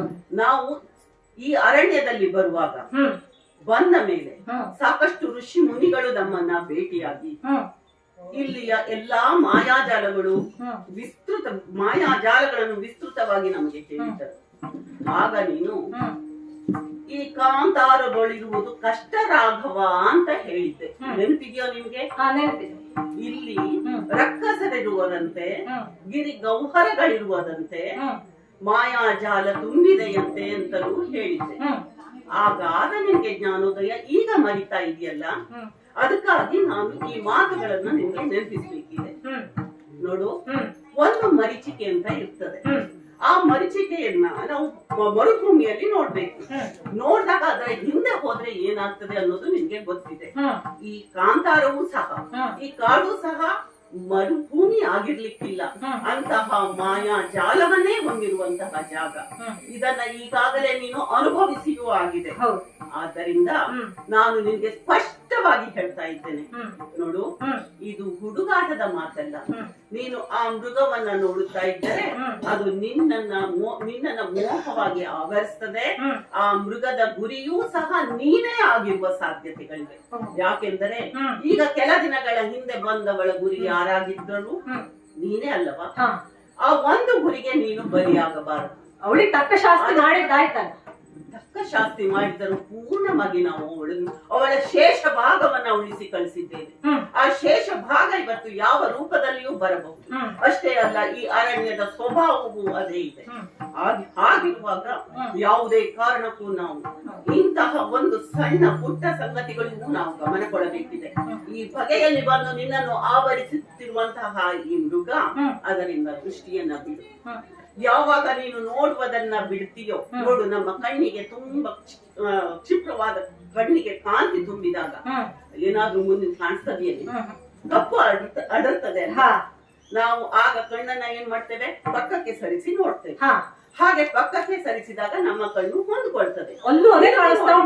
ತಿರುಗಿ ನೋಡಿದಾಗ ನಮ್ಮ ಕಣ್ಣು ಮತ್ತೆ ಅದೇ ದಾರಿಯಲ್ಲಿ ಸ್ಪಷ್ಟವಾಗ್ತದೆ. ಅಂತಹ ಕತ್ತಲೆಯನ್ನ ನೀಗಿಸುವುದಕ್ಕಾಗಿ. ಅಷ್ಟೇ ಅಲ್ಲ, ದೃಷ್ಟಿ ಬದಲಾದ್ರೆ ದೃಶ್ಯನು ಬದಲಾಗ್ತದೆ. ಅಂತಹ ದೃಶ್ಯವನ್ನ ನೀನು ಬದಲಾಯಿಸ್ಕೋ ಅಂತ ಹೇಳ್ತಾ ಕಡ್ಡಿ ಮುರಿದ ಹಾಗೆ ಹೇಳ್ತಾ ಇದ್ದೇನೆ ನಿನ್ಗೆ. ಬೇಡ, ಈ ಮೃಗದ ಸಹವಾಸ ನಮಗಲ್ಲ. ಇದನ್ನ ಅದಕ್ಕೆ ಬಿಡು. ಅದು ಕುಣಿಲಿ, ಏನೇ ಮಾಡಿ ನೀನು ಕಾಡ್ಸ್ಕೊಳ್ಳೋದಕ್ಕೆ ಹೋಗ್ಬೇಡ್ರೆ. ಅಲ್ಲೇ ನೋಡು, ಅದನ್ನ ಹಾಗೆ ಬಿಡು. ನಾಳೆಯೂ ಬಂದ್ರೆ ನಾಳೆಯೂ ನೋಡು, ದಿನವೂ ನೋಡು. ಆದ್ರೆ ಅದು ಬೇಕು ಅನ್ನುವಂತ ಆಸೆ ಬೀಳ್ಬೇಡ. ಈಗ ಚಾಳಿಸಿದ ಹಾಗೆ ಕಾಣಿಸ್ತಾ ಇದೆಯೇನೆ ನಿನ್ಗೆ. ಅದನ್ನ ನಾವು ನೋಡುತ್ತಾ ಹೋದರೆ ಏನಾದ್ರೂ ಕೇಳು ಬರಬಹುದು ಅನ್ನುವಂತಹ ಒಂದು ಆತಂಕ. ಯಾಕೆಂದರೆ ಮತ್ತೆ ಮತ್ತೆ ಬಾಬಾ ನಮ್ಮ ಜೊತೆ ಹೋರಾಡುವಂತ ಯಾವ ಆತಂಕವನ್ನು ನಾವಾಗಿ ಕರಿಬಾರ್ದು. ಆ ಆಪತ್ತನ್ನು ನಾವಾಗಿ ಆಹ್ವಾನಿಸಬಾರ್ದು. ಅದನ್ನ ನಿನಗೆ ಮತ್ತೆ ಮತ್ತೆ ಹೇಳಿ ಎಚ್ಚರಿಸೋದು ಪತಿಯಾದ ಕಾಂತ ಸಂಹಿತ ಅಲ್ವೇನೆ. ಅದನ್ನ ಮಾಡ್ತಾ ಇದ್ದೇನೆ. ಸ್ವಲ್ಪ ಎಚ್ಚೆತ್ಕೊಳ್ಳೆ. ಅದನ್ನ ನೋಡ್ಬೇಡ, ಅದನ್ನ ಬಿಟ್ಬಿಡು. ಅದು ನಿನಗೆ ಬೇಡ. ಕಡ್ಡಿ ಮುರಿದ ಹಾಗೆ ಹೇಳ್ತಾ ಇದ್ದೇನೆ, ಅದು ನಿನಗೆ ಬೇಡ. ಬಿಟ್ಬಿಡು. ಕೇಳಿ ಬರ್ತದೆ, ಬಿಟ್ಬಿಡು. ಕಾಡಿನ ಮಿಗದಿಂದ ಕೇಳುವಂತಾದರೆ,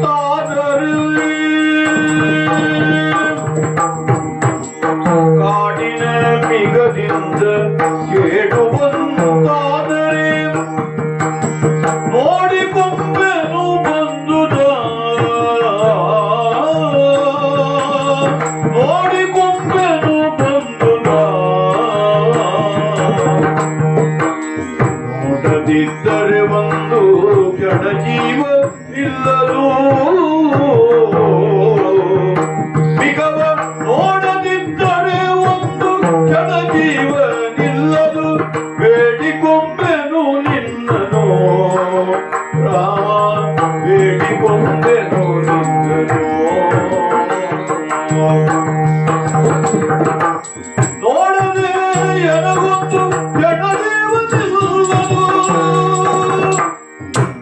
ಬೇಡಿಕೊಂಬೆನು ನಿನ್ನ ನಾನು ರಾಮ. ಕಾಂತ, ಈವರೆಗೆ ನೀನು ನನ್ನ ಕುರಿತದ್ದ ನನ್ನ ಕುರಿತು ಒಂದು ಹಂಬಲದಿಂದ, ಅಂದ್ರೆ ನನ್ನ ಬಗ್ಗೆ ಕಾಳಜಿಯಿಂದ ಈ ಎಲ್ಲ ಮಾತುಗಳನ್ನ ಆಡ್ತಾ ಇದ್ದೀಯ ಎನ್ನುವಂಥದ್ದು ನನಗೆ ಸ್ಪಷ್ಟವಾಗಿ ಗೋಚರವಾಗ್ತಾ ಇದೆ. ಆದ್ರೆ ನನ್ನ ಬಯಕೆ ಏನು ಎಂಬುದನ್ನ ನೀನು ತಿಳಿದುಕೊಳ್ಳಲಿಲ್ಲಲ್ಲ. ಅದಕ್ಕೆ ನನಗೆ ಇವತ್ತು ತುಂಬಾ ಬೇಸರನೂ ಆಗ್ತಾ ಇದೆ. ಯಾಕಂದ್ರೆ ಒಂದು ಪತಿಯು ಬಯಸಿದ್ದನ್ನ ತಂದುಕೊಡುವುದು ಪತಿಯ ಧರ್ಮ ಹಾಗೂ ಪತಿಯ ಕರ್ತವ್ಯವೂ ಆಗ್ತದೆ ಅಂತ ನಾನು ನಿನಗೆ ಮತ್ತೆ ಹೇಳಬೇಕಾದದ್ದೇನಿಲ್ವಲ್ಲ. ಹಾಗಾಗಿ ನನ್ನ ಮನಸ್ಸು ಆ ಮಿಗದಲ್ಲಿ ಇದೆ ಎಂಬ ಕಾರಣಕ್ಕೂ, ಅಥವಾ ಅದನ್ನ ನಾನು ಬಯಸಿದೆ ಎಂಬ ಕಾರಣಕ್ಕೆ ನೀನು ಹೋಗಿ ಅದನ್ನ ತಂದು ಕೊಡ್ತೀಯ ಎಂಬುದಾಗಿ, ಅಥವಾ ತಂದು ಕೊಡು ಎಂಬುದಾಗಿ ನಾನು ಪರಿಪರಿಯಾಗಿ ಕೇಳಿಕೊಳ್ತಾ ಇದ್ದೇನೆ. ಇಲ್ಲ, ನನಗೆ ಆ ಮೃಗವು ಬೇಕೇ ಬೇಕು. ಇಲ್ಲವಾದ್ರೆ ನಾನು ಪ್ರಾಣವನ್ನ ಬಿಡ್ತೇನೆ ಸ್ವಾಮಿ. ನನಗೆ ಆ ಮೃಗ ಬೇಕು ಬೇಕು ಬೇಕು. ಕೆಟ್ಟ ಮೇಲ್ಬುದ್ಧಿ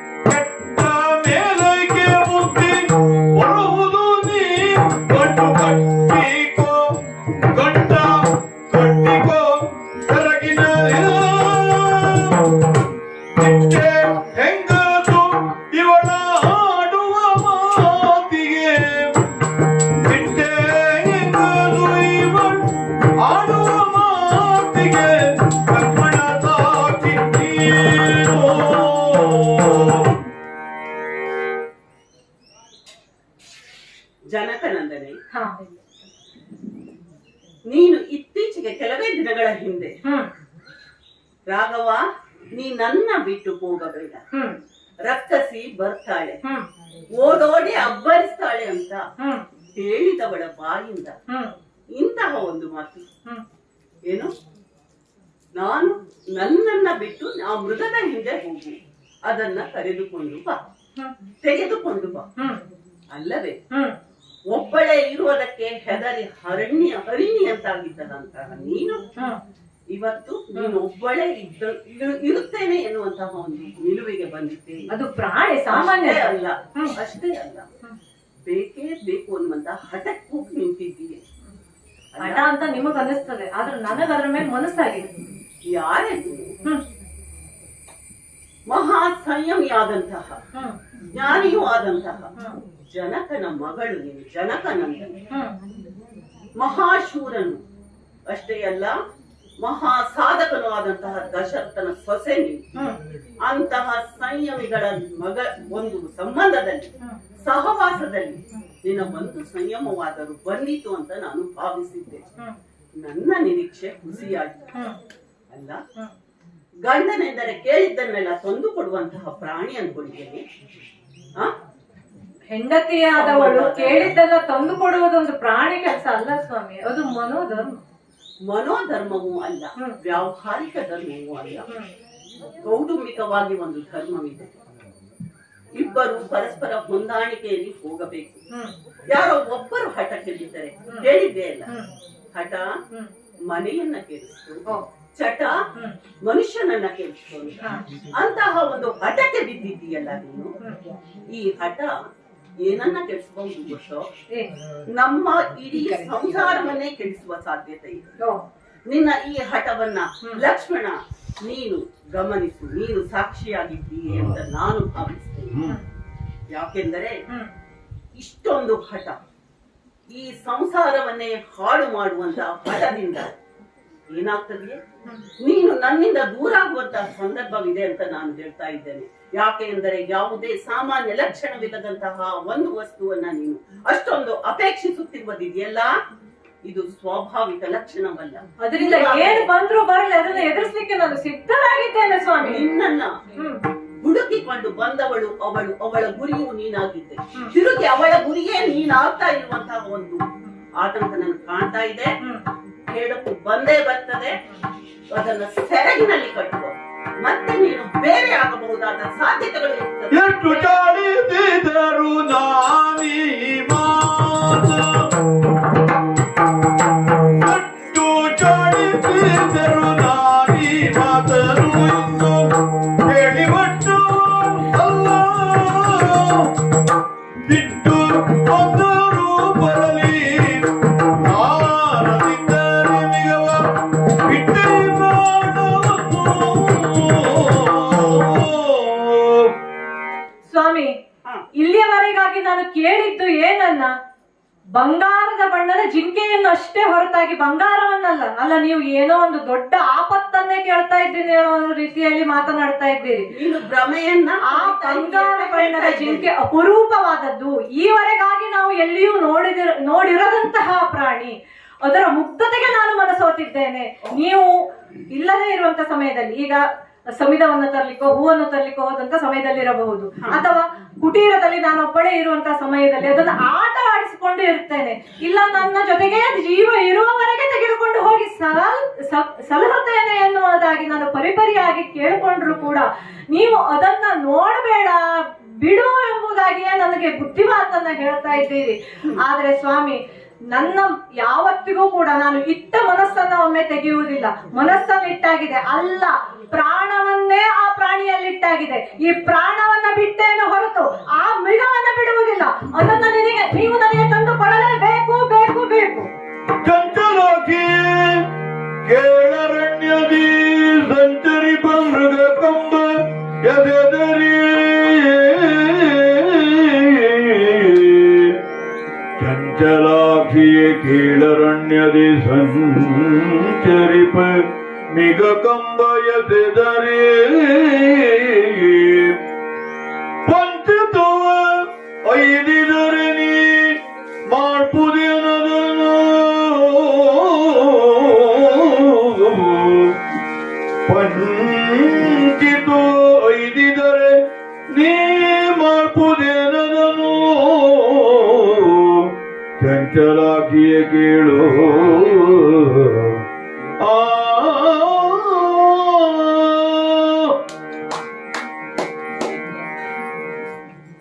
ಪ್ರಾಣಕಾಂತೆ, ಸ್ವಾಮಿ, ಸಾಕಷ್ಟು ವಿಷಯಗಳನ್ನ ನಿನಗೆ ಬುದ್ಧಿವಾದದ ರೂಪದಲ್ಲಿಯೂ ಎಲ್ಲ ರೂಪದಲ್ಲಿಯೂ ಹೇಳಿ ಆಯ್ತು. ನೀನು ಪ್ರಾಣವನ್ನೇ ಕೊಡ್ತೀಯ ಅಂತ ಆದ್ಮೇಲೆ ಒಬ್ಬ ಗಂಡನಿಗೆ ತನ್ನ ಪತ್ನಿಯ ಪ್ರಾಣಕ್ಕಿಂತ ಬೇರೆ ಇನ್ಯಾವುದೇ ಮಿಗಿಲಾದ ನಾನು ಹೋಗ್ತೀನಿ. ಆದ್ರೆ ಇಲ್ಲಿ ಒಂದು ಸಂದಿಗ್ಧವಿತ್ತು. ನಾನು ನನಗೆ ಆ ಮೃಗದ ಚರ್ಯೆಯನ್ನು ನೋಡಿದಾಗ ಅದು ಸ್ವಾಭಾವಿಕ ಅಂತ ಅನಿಸ್ತಾ ಇಲ್ಲ. ನಿಮಗ್ ಹಾಗ ಅನಿಸ್ತಾ ಇಲ್ಲ? ಖಂಡಿತ ಅನಿಸ್ತಾ ಇಲ್ಲ.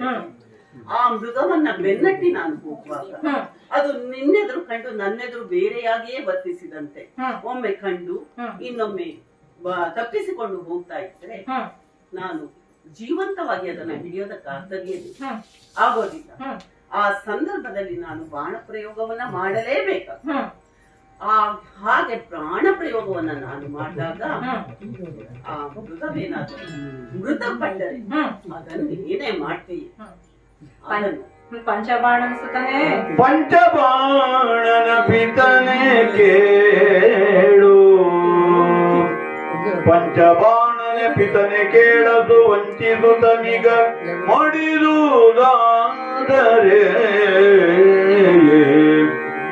ಕಂಚುಕವ ರಚಿಸುವೆನು,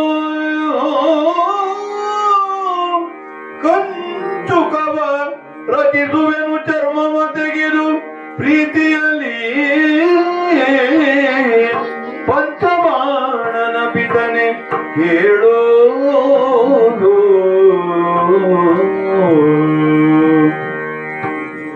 ಸ್ವಾಮಿ, ಅದು ನಿಜವಾದ ಮಿಗ ಎಂಬುದು ನನ್ನ ಭಾವನೆ, ಕಪಟ ಎಂಬುದು ನಿಮ್ಮ ಭಾವನೆ. ಇದರಲ್ಲಿ ನಮ್ಮ ವೈವಿಧ್ಯತೆ ಇದೆ, ಅದು ಒಂದಟ್ಟಿಗೆ ಇರಲಿ.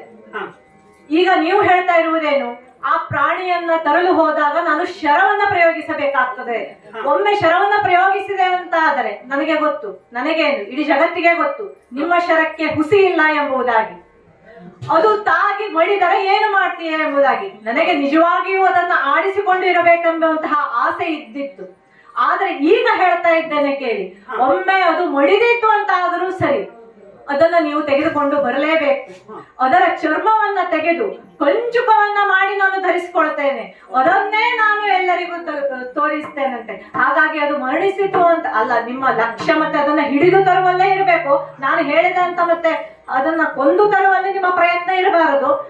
ಒಮ್ಮೆಲೆ ಅದು ಸತ್ತಿತು ಅಂತ ಆದರೆ ಮಾತ್ರ ನಾನು ಅದರ ಕಂಚುಕವನ್ನ ಧರಿಸಿಕೊಳ್ತೇನೆ. ಹಾಗಾಗಿ ಹೋಗಿ ನನಗೆ ಆ ಪ್ರಾಣಿಯನ್ನ ತೆಗೆದುಕೊಂಡು ಬನ್ನಿ. ಆಯ್ತು, ಹೋಗ್ತೇನೆ. ನೀನು ಒಳಗೆ ಹೋಗು. ಮತ್ತೆ ತಡ ಮಾಡಬೇಡಿ. ಅನುಜ ಲಕ್ಷ್ಮಣ ಜನಕಾನಂದನೆ,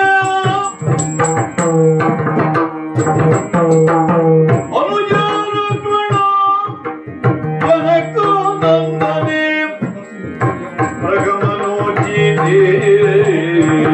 ಪ್ರಗಮನೋಚಿತೇಯಾದರಳಲ್ಲಯ, ಪ್ರಗಮನೋಚಿತ ಆದಳಲ್ಲಯ,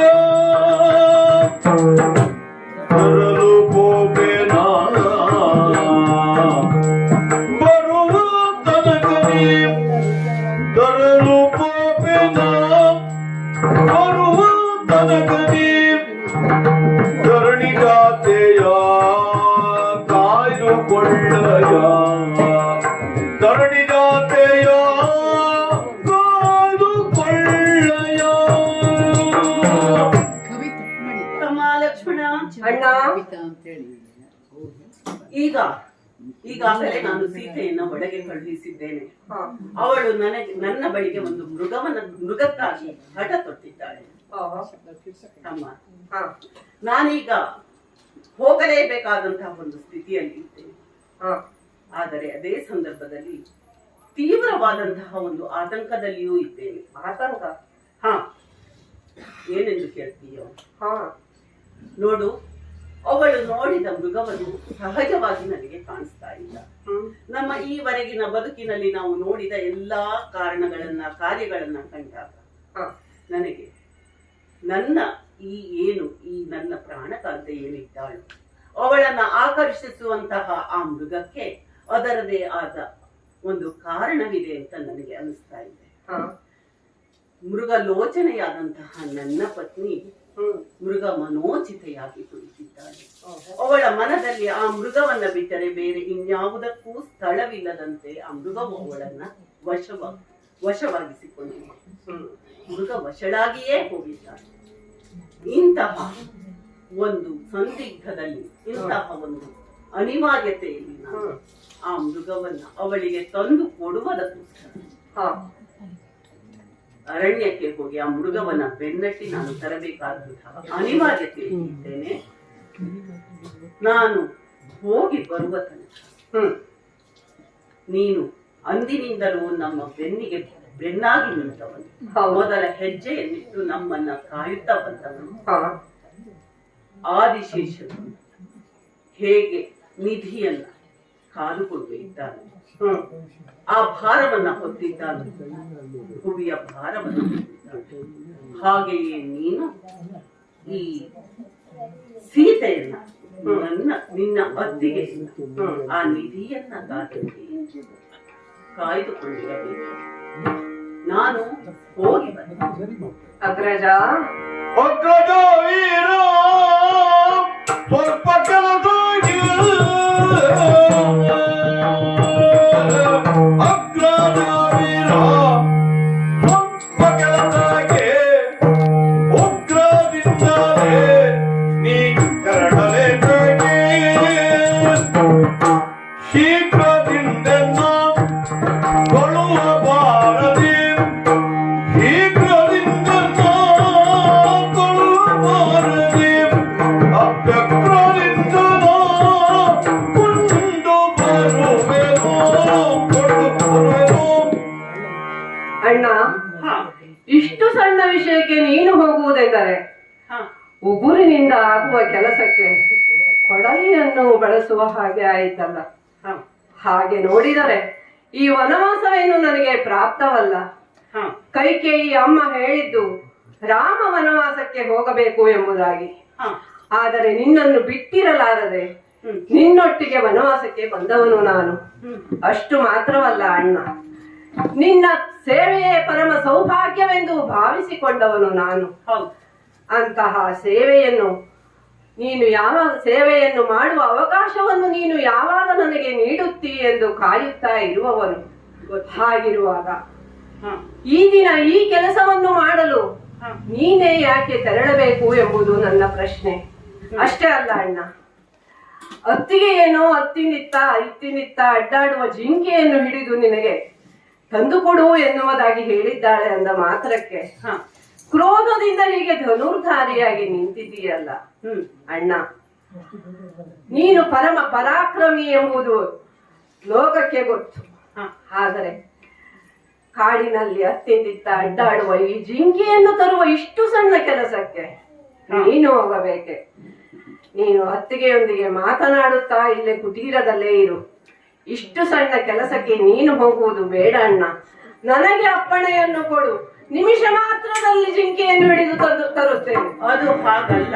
ಆಗದು ನಿನ್ನ ಕೈಯಲ್ಲಿ, ಆಗದು ನಿನ್ನ ಕೈಯಲ್ಲಿ.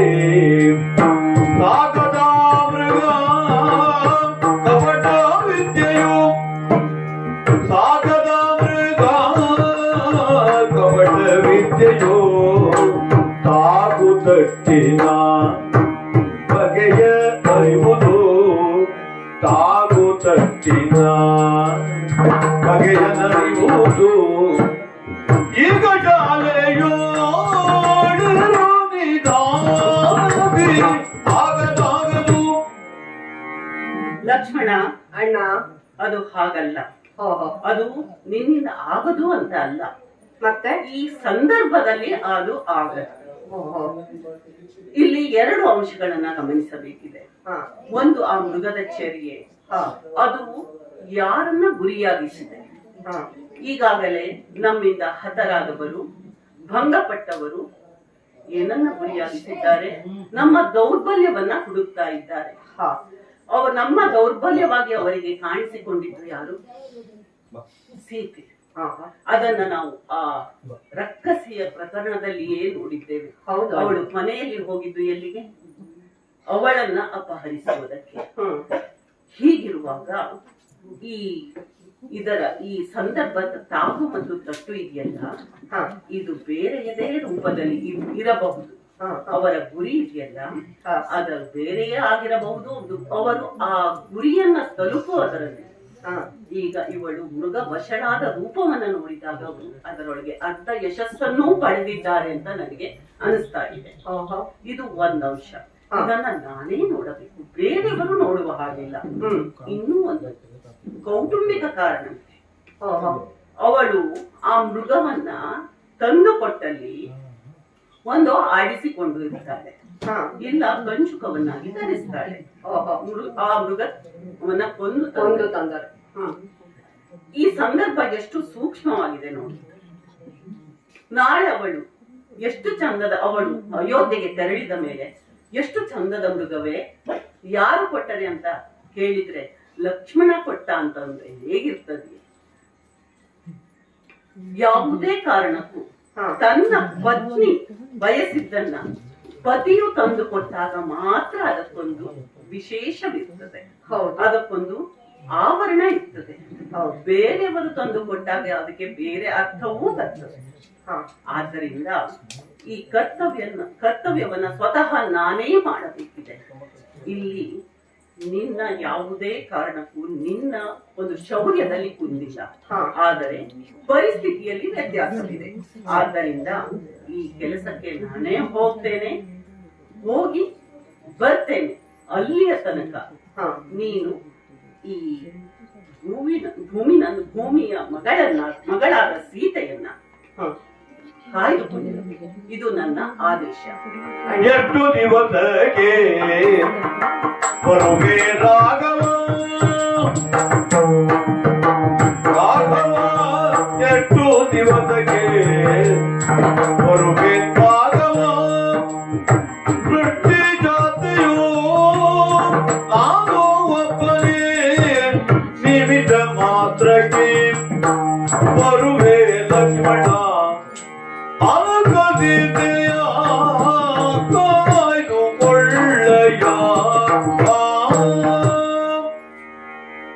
ಅಣ್ಣ, ಇದರಲ್ಲಿ ಇಷ್ಟೊಂದು ಮರ್ಮ ಒಳಗಿದೆ ಅಂತ ನನಗೆ ಗೊತ್ತಾಗ್ಲೇ ಇಲ್ಲ. ಈಗ ಅರ್ಥ ಆಗ್ತಾ ಇದೆ.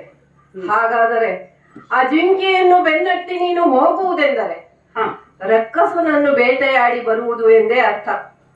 ಹಾಗೆ ಭಾವಿಸಿತು.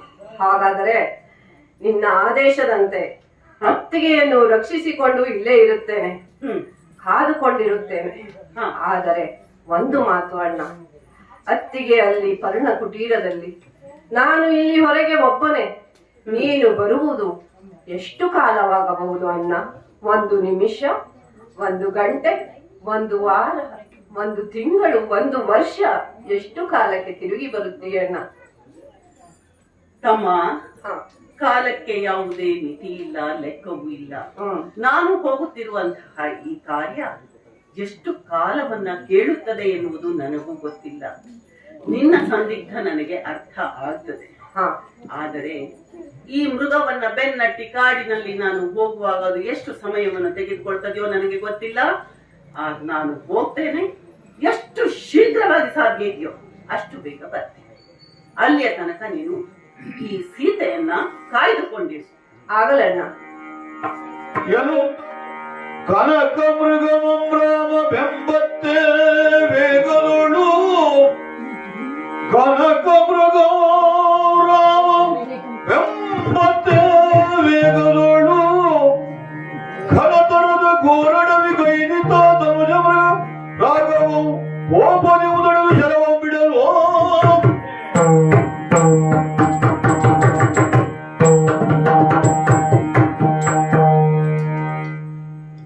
ಸೀತೆಯ ಮಾತಿಗೊಪ್ಪಿ ಲಕ್ಷ್ಮಣನಿಗೆ ಸೀತೆಯನ್ನ ಕಾಯಲು ಹೇಳಿ ಈ ಮೃಗವನ್ನ ಬೆನ್ನಟ್ಟಿ ಹೊರಟಿದ್ದೇನೆ. ಎಷ್ಟು ಕಾಲದಿಂದ ಈ ಮೃಗವನ್ನ ಈ ದಟ್ಟ ಅರಣ್ಯದಲ್ಲಿ ನಾನು ಬೆನ್ನಟ್ತಾ ಇದ್ದೇನೆ. ಒಮ್ಮೆ ಕಾಣಿಸ್ಕೊಳ್ತದೆ, ಇನ್ನೊಂದು ಕ್ಷಣದಲ್ಲಿ ಅದು ಮರೆಯಾಗಿ ಹೋಗ್ತಾ ಇದೆ. ಈ ಮೃಗದ ಚರ್ಯೆಯನ್ನ ಕಂಡಾಗ ಇದು ಸಹಜವಾಗಿ ನನ್ನ ಕೈಗೆ ಸಿಗುವಂತಹದ್ದಲ್ಲ ಎನ್ನುವುದು ನನಗೆ ಅರ್ಥ ಆಗ್ತಾ ಇದೆ. ಆದ್ದರಿಂದ ನಾನು ಈಗ ನನ್ನ ಶರವನ್ನ ಈ ಮೃಗದ ಮೇಲೆ ಪ್ರಯೋಗಿಸುತ್ತೇನೆ. ಓ ಲಕ್ಷ್ಮಣ ಎಂದು ಬಾಣವನ್ನ ಬಿಟ್ಟಿದ್ದೇನೆ. ಬಿಟ್ಟಿದ್ದೇನೆ. ಲಕ್ಷ್ಮಣ ಎಂದು ಧ್ವನಿಗೈದು ಮಾರೀಚು ಪ್ರಾಣವು ಬಿಡಲಾಗಿ ಒಲಿತೆ ಜಾನಕಿ ಕೇಳಿದು ರಾಮನೇ ನಿಜವೆಂದು ಮೈದು ನೋಡ್ ಇಂತೆಂದಳು. ಮುಗುದ ಕೇಳಿದ ನಯ್ಯ ವಿಗಬಲ್ಲು ರಾಜ್ಯದರು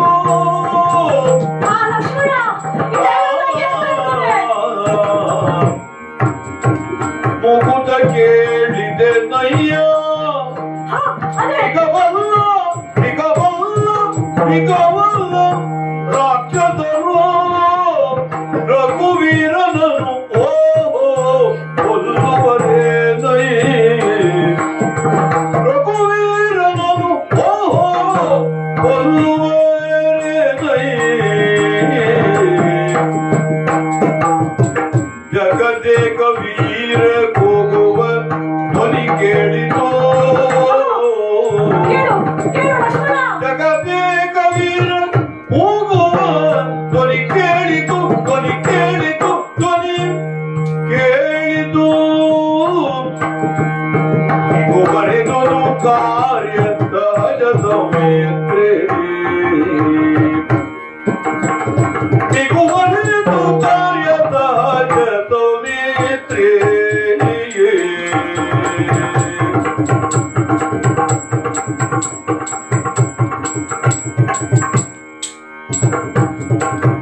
ಮುಗುದ ಕೇಳಿದೆ ನಯ್ಯ ಮಿಗಬಲ್ಲ ರಾಕ್ಷಸರು ರಘುವೀರನನು ಕೊಲ್ಲುವರೇ ನೈ ರಘುವೀರನನು ಓಹೋ ಕೊಲ್ಲುವರೇ ನೈ.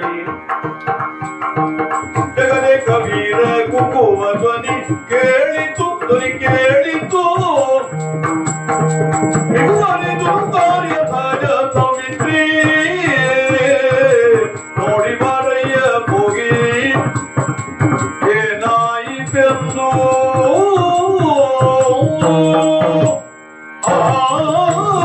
ಮುಗುಲ. ಅಯ್ಯೋ ಶಿವ ಶಿವ ಶಿವ ಶಿವ, ಏನನ್ನ ಕೇಳಿಸ್ತಾ ಇದ್ದೇನೆ. ಲಕ್ಷ್ಮಣ ಬಾಯಲ್ಲಿ ಲಕ್ಷ್ಮಣ ಕೇಳು. ಅತ್ತಿಗೆ ಅತ್ತಿಗೆ ಏನಾಯಿತು? ಯಾಕಿಷ್ಟು ಹೋಗು ಕೇಳು ಆ ಧ್ವನಿಯನ್ನ. ಹಾ ಸೀತಾ, ಹಾ ಲಕ್ಷ್ಮಣ ಎಂಬುದಾಗಿ ಅದು ಅದು ನಿನ್ನ ಅಣ್ಣನದೇ ಧ್ವನಿ, ನಿನ್ನ ಅಣ್ಣನದೇ ಧ್ವನಿ. ಲಕ್ಷ್ಮಣ ಹೋಗು ಹೋಗು, ನಿನ್ನ ಅಣ್ಣನಿಗೆ ಏನೋ ಆಪತ್ತು ಸಂಭವಿಸಿದೆ. ನೋಡಿ ಬಾ ಲಕ್ಷ್ಮಣ, ನೋಡಿ ಬಾ.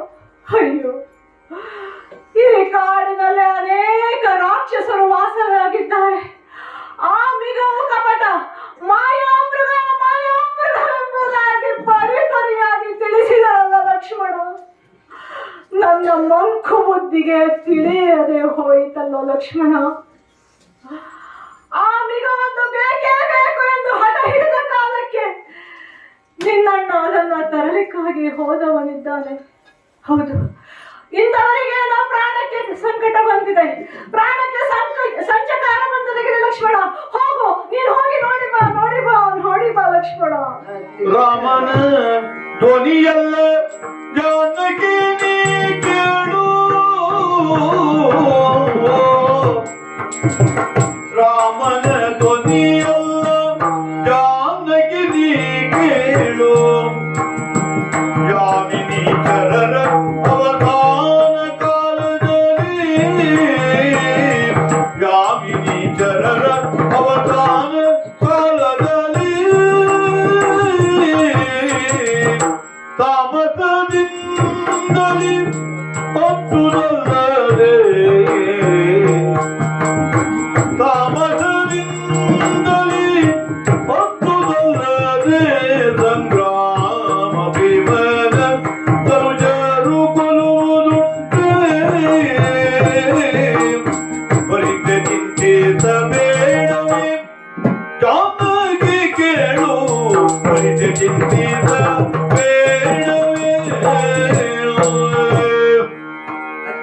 ಅತ್ತಿಗೆ ಹಾ ಯಾಕೆ ವ್ರತ ಚಿಂತೆಗೊಳಗಾಗುತ್ತಿದ್ದೀರಿ, ಅಲವತ್ತುಕೊಳ್ಳುತ್ತಿದ್ದೀರಲ್ಲ? ಅಲ್ಲ, ಆ ಧ್ವನಿ ಧ್ವನಿ ರಾಮನ ಧ್ವನಿಯೇ ಅಲ್ಲ ಇದು. ಹಾ ಅತ್ತಿಗೆ, ನೀವು ಅಣ್ಣನನ್ನು ಇತ್ತಿತ್ತಲಾಗಿ ಕಂಡವರು.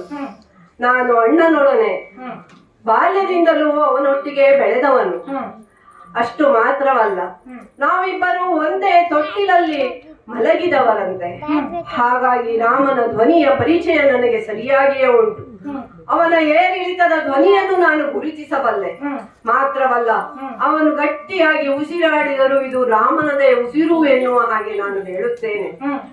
ಅತ್ತಿಗೆ, ಜಗದೇಕ ವೀರ ಎಂದು ನೀವೇ ಅವನನ್ನು ಒಪ್ಪಿಕೊಂಡ ಮೇಲೆ ಯಾವ ರಕ್ಕಸರು ಅವನನ್ನು ಏನು ಮಾಡಲು ಸಾಧ್ಯ? ಹಾಗೇನಾದರೂ ಮಾಡಿದರೆ ಅಂತಾದರೆ ಅಣ್ಣ ಜಗದೇಕ ವೀರ ಹೇಗಾಗುತ್ತಾನೆ? ಅತ್ತಿಗೆ, ಈ ಪ್ರಪಂಚದಲ್ಲಿರುವ ಶಕ್ತಿಗಳೆಲ್ಲ ಕ್ರೋಢೀಕರಿಸಿ ಅಣ್ಣನೆದುರಿಗೆ ಬಂದರು.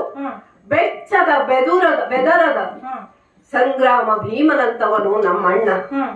ಅಂತಹ ಅಣ್ಣನಿಗೆ ಯಾರಿಂದಲೂ ಏನು ಮಾಡಲು ಸಾಧ್ಯವಿಲ್ಲ. ಅತ್ತಿಗೆ, ಎಳವೆಯಲ್ಲಿಯೇ ವಿಶ್ವಾಮಿತ್ರರ ಯಜ್ಞ ರಕ್ಷಣೆಗಾಗಿ ಹೋದಂತಹ ನಮ್ಮ ಅಣ್ಣ ಸುಬಾಹು ತಾಟಕಿಯಂತಹ ರಕ್ಕಸರನ್ನು ಕೊಂದು ಕೊಳೆದಿದ್ದಾನೆ.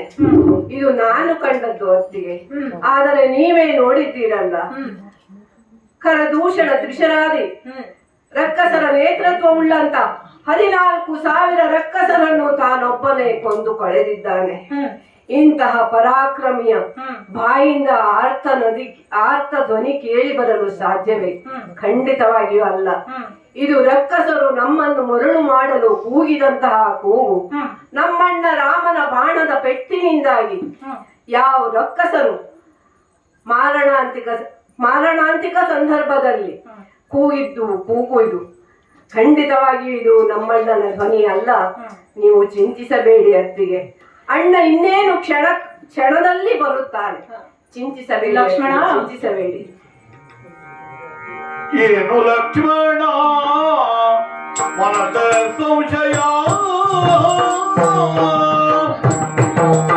ಏನು ಲಕ್ಷ್ಮಣ ಮನದ ಸಂಶಯ, ಆ ನರೇಂದ್ರಗೆ ಪ್ರಾಣ ಸಂಕಟ, ಆ ನರೇಂದ್ರಗೆ ಪ್ರಾಣ ಸಂಕಟ, ನೀನು ನಮ್ಮನೆ ತಡವ ಮಾಡದೆ ಪ್ರಾಣನಾದನು ನೋಡಿ ಬಾರಯ್ಯ, ನೋಡಿ ಬಾರಯ್ಯ. ಲಕ್ಷ್ಮಣ, ಅತ್ತಿಗೆ, ನೀನ್ ಹೇಳ್ತಾ ಇರುವುದು ಅಣ್ಣನೊಟ್ಟಿಗೆ ಬೆಳೆದವನು ನಾನು ಎಂಬುದಾಗಿ. ಹೌದು. ಆದರೆ ನಾನು ಅವನ ಸಹಧರ್ಮಿಣಿ ಎಂಬುದನ್ನ ನೀನು ಮರೆಯಬೇಡ. ಶ್ರೀರಾಮಚಂದ್ರನ ಪ್ರತಿ ನಾಡಿಯ ಮಿಡಿತವು ನನ್ನ ಅಂತರಂಗದಲ್ಲಿ ಮಿಡಿತಾ ಇರ್ತದೆ. ಆತನ ಆಗು ಹೋಗುಗಳು ನನಗೆ ಗೊತ್ತಾಗ್ತದೆ ಅಂತಾದ್ರೆ ನನ್ನ ಶ್ರೀರಾಮನ ಅನುರಾಗವು ಯಾವುದರದ್ದು ಅಂತ ನಿಮಗೆಲ್ಲರಿಗೂ ತಿಳಿದಿರುವಂತಹ ವಿಷಯ. ಆತನ ಧ್ವನಿ ಯಾವುದು, ಕಪಟದ ಧ್ವನಿ ಯಾವುದು ಅಂತ ನನಗೆ ಗೊತ್ತಾಗುವುದಿಲ್ಲವೇನು? ಅಲ್ಲಲ್ಲ, ಹೋಗುವಾಗ ರಾಮ ಹೇಳಿದ್ದೇನೆ ನಿನಗೆ, ಅತ್ತಿಗೆ ಸೀತೆಯನ್ನ ನೀನು ನೋಡಿಕೊಂಡಿರು ಎಂಬುದಾಗಿ. ಅಂದ್ರೆ ನೋಡಿಕೊಂಡಿರು ಅಂದ್ರೆ ಹೀಗೆ ಎದುರಲ್ಲಿ ಕುಳಿತುಕೊಂಡು ನನ್ನನ್ನೇ ನೋಡ್ತಾ ಇರು ಎಂಬುದಾಗಿ ಏನೋ? ಹಾಗಲ್ಲ ಅತ್ತಿಗೆ. ಇಲ್ಲಿಗೆ ಪ್ರಾಣ ಸಂಕಟ, ಬೆಕ್ಕಿಗೆ ಚೆಲ್ಲಾಟ. ಅಲ್ಲಿ ನನ್ನ ಶ್ರೀರಾಮಚಂದ್ರನು ಯಾವುದೋ ಆಪತ್ತಿನಲ್ಲಿ ಸಿಲುಕಿಕೊಂಡಿದ್ದಾನೆ. ಅವನನ್ನ ಪಾರು ಮಾಡಲು ನಿನ್ನ ಅವಶ್ಯಕತೆ ಇದೆ, ಹೋಗಿ ಬಾ ಎಂಬುದಾಗಿ ಪರಿಪರಿಯಾಗಿ ನಾನು ಹೇಳುತ್ತಾ ಇದ್ದರೂ ಕೂಡ ನೀನು ಇಲ್ಲಿ ವ್ಯಥಾ ಕಾಲಹರಣವನ್ನ ಮಾಡ್ತಾ ಕುಳಿತಿದ್ದೀಯಲ್ಲ ಲಕ್ಷ್ಮಣ. ಇಲ್ಲ ಲಕ್ಷ್ಮಣ, ಇದು ನನ್ನ ಇನಿಯನದೇ ಧ್ವನಿ. ಹೋಗಿ ನೋಡಿ ಬಾ. ಅತ್ತಿಗೆ, ರಾಮನ ಕುರಿತಾಗಿ ನಿಮಗೆ ನಾನು ಹೇಳಬೇಕಾದದ್ದು ಏನೂ ಇಲ್ಲ. ಇಡೀ ಲೋಕಕ್ಕೆ ಗೊತ್ತಿದೆ ರಾಮನ ವ್ಯಕ್ತಿತ್ವ ಎಂತಹುದು ಎಂಬುದಾಗಿ. ಒಬ್ಬ ಅಗಸ್ತ್ಯರೋ, ಭಾರದ್ವಾಜರೋ, ಕಣ್ವರೋ ಮುಂತಾದ ಮಹಾಮುನಿಗಳು ನಮ್ಮಣ್ಣನ ವ್ಯಕ್ತಿತ್ವವನ್ನು ರೂಪಿಸಲಿಲ್ಲವೇ? ಪರಸ್ಪರ ವೈರುಧ್ಯವನ್ನು ಹೊಂದಿದಂತಹ ವಿಶ್ವಾಮಿತ್ರ ವಸಿಷ್ಠರು ಸಹ ನಮ್ಮಣ್ಣನನ್ನು ಒಂದಾಗಿಯೇ ನೋಡಲಿಲ್ಲವೇ? ಅತ್ತಿಗೆ, ಸೂರ್ಯವಂಶದ ಚಕ್ರವರ್ತಿಯ ಮಗನಾದ ನಮ್ಮಣ್ಣ ಪ್ರತ್ಯಕ್ಷವಾಗಿ ಆ ಸೂರ್ಯ ಬೆಳಕು ನೀಡುವಂತೆ ಇಡೀ ಭೂಮಿಗೆ ಬೆಳಕನ್ನು ನೀಡುತ್ತಿದ್ದಾನೆ. ಇಂದ್ರಾದಿ ದೇವತೆಗಳ ಪ್ರಾರ್ಥನೆಯಂತೆ ದುಷ್ಟ ಸಂಹಾರಕ್ಕಾಗಿಯೇ ಶ್ರೀಮನ್ನಾರಾಯಣನೇ ಅವತರಿಸಿದ್ದಾನೆ. ಈ ಭೂಮಿಯನ್ನು ರಕ್ಷಿಸುವುದಕ್ಕಾಗಿಯೇ ಬಂದವನು ಮಹಾನ್ ಚೇತನವನು, ಮಹಾನ್ ಶಕ್ತಿ. ಸ್ವತಃ ಯಜ್ಞ ಪುರುಷನ ಅನುಗ್ರಹದಿಂದ ಹುಟ್ಟಿದವನು ಹೊತ್ತಿಗೆ ಅಂದು ಮದುವೆಯಾಗಿ ನೀವು ಬರುತ್ತಿರುವಂತಹ ಸಂದರ್ಭದಲ್ಲಿ ಭಾರ್ಗವ ರಾಮರೇ ನಮ್ಮಣ್ಣನನ್ನು ನೋಡಿದ್ದಾರಲ್ಲವೇ? ನೀವೇ ನೋಡಿದ್ದೀರಿ. ಅದು ಅಲ್ಲದೆ ವನವಾಸಕ್ಕೆ ಹೋಗುವಂತಹ ಸಂದರ್ಭದಲ್ಲಿ ಅದೆಷ್ಟೋ ದೈತ್ಯರನ್ನು ಕೊಂದು ದೇವತೆಗಳ ಶಾಪ ವಿಮೋಚನೆಯನ್ನು ಮಾಡಲಿಲ್ಲವೇ? ದೈವಾಂಶ ಸಂಭೂತರಿಗೂ ಆಪತ್ತು ಬರಬಾರದು ಎಂಬುದು ಇಲ್ಲವಲ್ಲ? ದೈವಾಂಶ ಸಂಭೂತ ಎನ್ನುವುದಕ್ಕೆ ಸಾಕ್ಷಿ ಗೌತಮರ ಪತ್ನಿಯಾದ ಅಹಲ್ಯೆ. ಅವರನ್ನು ಶಾಪ ವಿಮೋಚನೆಗೊಳಿಸುವುದಕ್ಕಾಗಿ ಅವರು ನಮ್ಮಣ್ಣ ರಾಮನೇ ಸರಿ ಎಂದು ಎನಿಸಿದ್ದು. ದುಷ್ಟರನ್ನು ನಿಗ್ರಹಿಸುವುದಕ್ಕಾಗಿ, ಶಿಷ್ಟರನ್ನು ಪರಿಪಾಲಿಸುವುದಕ್ಕಾಗಿಯೇ ಬಂದಂತಹ ಅವತಾರಿ ಪುರುಷ ನಮ್ಮಣ್ಣ. ಇಂತಹ ದೈವಾಂಶ ಸಂಭೂತನಾದ ಅನುಗ್ರಹೀತನಾದ ನಮ್ಮಣ್ಣನನ್ನು ಯಾರಾದರೂ ಕೊಲ್ಲಲು ಸಾಧ್ಯವೇ? ಸ್ವತಂತ್ರ ರೂಪಿಯವನು, ಅವನನ್ನು ವಿಭು ಎಂದು ಕರೆದರೂ ತಪ್ಪಾಗಲಿಲ್ಲ. ಇವೆಲ್ಲ ನನಗೆ ಗೊತ್ತಿಲ್ಲ ಅಂತ ತಿಳಿದಿದ್ದೆ. ನನಗೆ ಗೊತ್ತಿಲ್ಲ ಅಂತಲ್ಲ ಅತ್ತಿಗೆ, ನಮ್ಮಣ್ಣನನ್ನು ಯಾರಿಂದಲೂ ಏನು ಮಾಡಲು ಸಾಧ್ಯವಾಗುವುದಿಲ್ಲ ಎಂದು ಒತ್ತಿ ಒತ್ತಿ ಹೇಳುತ್ತಿದ್ದೇನೆ. ಇದು ಖಂಡಿತವಾಗಿಯೂ ಅಣ್ಣನ ಧ್ವನಿಯಲ್ಲ. ನೀವೇನು ಚಿಂತಿಸಬೇಡಿ. ಇನ್ನೇನು ಕ್ಷಣದಲ್ಲಿ ನಮ್ಮಣ್ಣ ಹಿಂತಿರುಗಿ ಬರುತ್ತ. ಬಾಲಕ, ಏನು ನಿನ್ನ ಭಾವ? ಬಾಲಕ ನಿನ್ನ ಭಾವ ಏನಯ್ಯ? ಬಾಲಕ ನಿನ್ನ ಭಾವ ಏನಯ್ಯ? ಶ್ರೀರಾಮನು ಕಳಿತ ಮೇಲೆಲ್ಲ ಆಡುವೆನೆಂದು ಆದಿಯಿಂದಲೇ ಆಲೋಚನೆಯಿಂದ ಕುಳಿತನೆ ಜಯ. ಬಾಲಕ ಅತ್ತಿಗೆ, ಇಲ್ಲ, ಬಾಲಕ ಅಂತ ಕರೆದ್ರೆ ನಿನ್ನ ತಪ್ಪಾಗ್ತದೆ.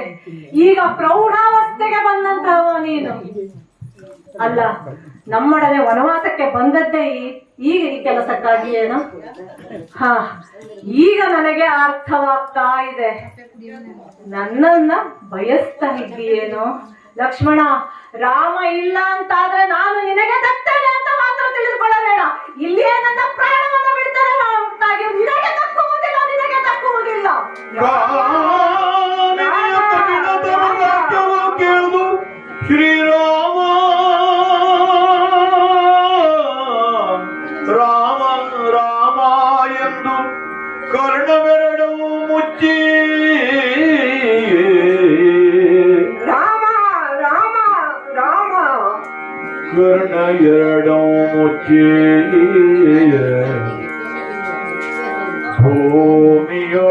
ಭೂಮಿಯೊಳಗೇಳಾಜ್ಞೆಯು ಬರೆದು ಭೂಮಿಯೊಳಗೇಳಾಜ್ಞೆಯು ಬರೆದಿದು ಮೀರಿ ಮುಂದಡಿಡದಿರೆಂದು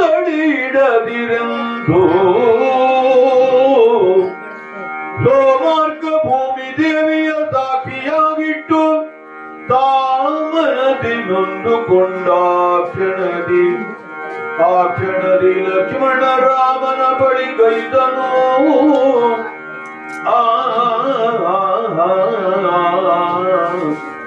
ರಾಮ ಎಂದು ಕರ್ಣವೆರಡು ಮುಚ್ಚಿ ಲಕ್ಷ್ಮಣ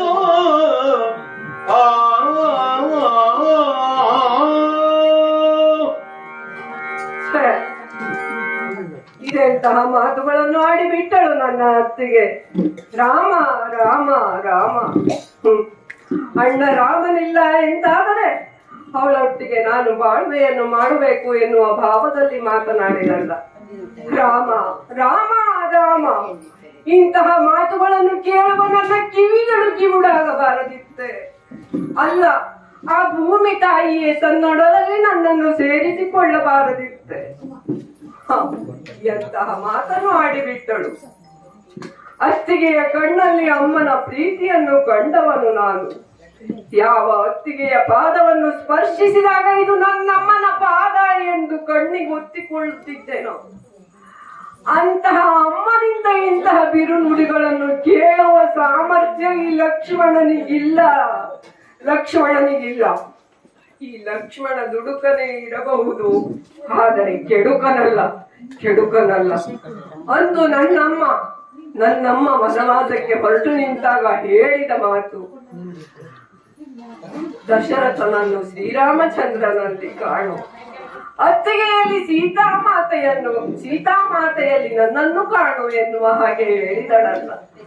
ಅವಳ ಮಾತನ್ನು ಚಾಚೂ ತಪ್ಪದೆ ಪಾಲಿಸಿಕೊಂಡು ಬಂದವನು ನಾನು. ಇದುವರೆಗೂ ಒಂದು ದಿನವೂ ನನ್ನ ಮಡದಿ ಊರ್ಮಿಳೆಯ ನೆನಪನ್ನು ಮಾಡಿಕೊಳ್ಳಲಿಲ್ಲ. ಅಣ್ಣನ ಆಜ್ಞೆ ಅತ್ತಿಗೆ ಹೋಗು ಎನ್ನುವುದು, ಅಣ್ಣ ಇರು ಎನ್ನುವುದು, ಈ ಇರು ಹೋಗು ಇದರ ತೊಳಲಾಟದಲ್ಲಿ ನೊಂದು ಬೆಂದು ಹೋದೆ ನಾನು.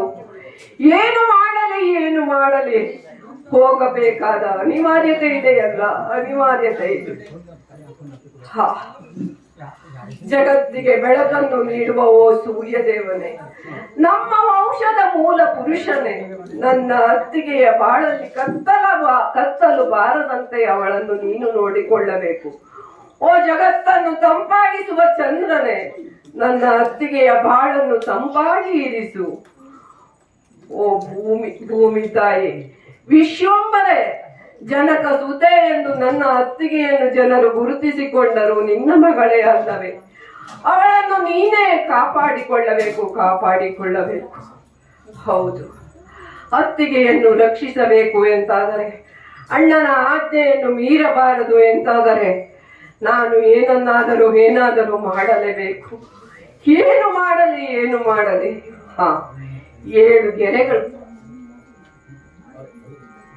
7 ಗೆರೆಗಳನ್ನು ಬರೆದಿದ್ದೇನೆ. ಇದನ್ನು ಅತ್ತಿಗೆಗೆ ತೋರಿಸುತ್ತೇನೆ. ಅಮ್ಮ ತಾಯೇ, ಆಯಿತಮ್ಮ, ನೀನು ಹೇಳಿದಂತೆ ಅಣ್ಣನನ್ನು ಹುಡುಕಿಕೊಂಡು ನಾನು ಹೋಗುತ್ತೇನೆ. ಆದರೆ ಹೋಗುವುದಕ್ಕೆ ಮುಂಚೆ ನಿಮ್ಮಲ್ಲಿ ನನ್ನದೊಂದು ಪ್ರಾರ್ಥನೆ ತಾಯಿ. ಇದು 7 ಗೆರೆಗಳನ್ನು ನಾನು ಇಲ್ಲಿ ಬರೆದಿದ್ದೇನೆ. ಈ ಗೆರೆಗಳನ್ನು ಯಾವುದೇ ಕಾರಣಕ್ಕೂ ನೀನು ದಾಟಿ ಬರಕೂಡದು. ಇದಕ್ಕೆ ದಿಗ್ಬಂಧನವನ್ನು ಹಾಕಿದ್ದೇನೆ. ಹೊರಗಿನಿಂದ ಯಾರೂ ಒಳಗೆ ಬರಲಾರರು ತಾಯೇ, ಬರಲಾರರು. ಆದರೆ ನೀನು ಮಾತ್ರ ಯಾವುದೇ ಕಾರಣಕ್ಕೂ ಈ ಗೆರೆಗಳನ್ನು ದಾಟಿ ಹೋಗಬಾರದು. ಹಾಗೆ ಹೋದರೆ ನಿನಗೆ ಕಷ್ಟ ತಪ್ಪಿದ್ದಲ್ಲ ಎಂದು ನನ್ನ ಅಂತರಂಗ ಹೇಳ್ತಾ ಇದೆ ಅತ್ತಿಗೆ. ಹಾಗಾಗಿ ಯಾವುದೇ ಕಾರಣಕ್ಕೂ ನೀನು ಹೊರಗೆ ಬರಬೇಡ ತಾಯಿ, ಬರಬೇಡ. ನಾನು ಹೋಗುತ್ತೇನೆ. ಆದರೆ ಓ ವೃಕ್ಷಗಳೇ, ಪಂಚಭೂತಗಳೇ, ಹರಿಯುವ ನದಿಗಳೇ, ಅಗ್ನಿದೇವನೇ, ನೀವೇ ಸಾಕ್ಷಿ. ಈ ನನ್ನ ಇರುವಿಕೆಗೂ ಅತ್ತಿಗೆಯ ಬಿರುನುಡಿಗಳಿಗೂ ನೀವೇ ಸಾಕ್ಷಿ. ನಾನಿನ್ನು ಅಣ್ಣನನ್ನು ಹುಡುಕಿಕೊಂಡು ಹೋಗುತ್ತೇನೆ.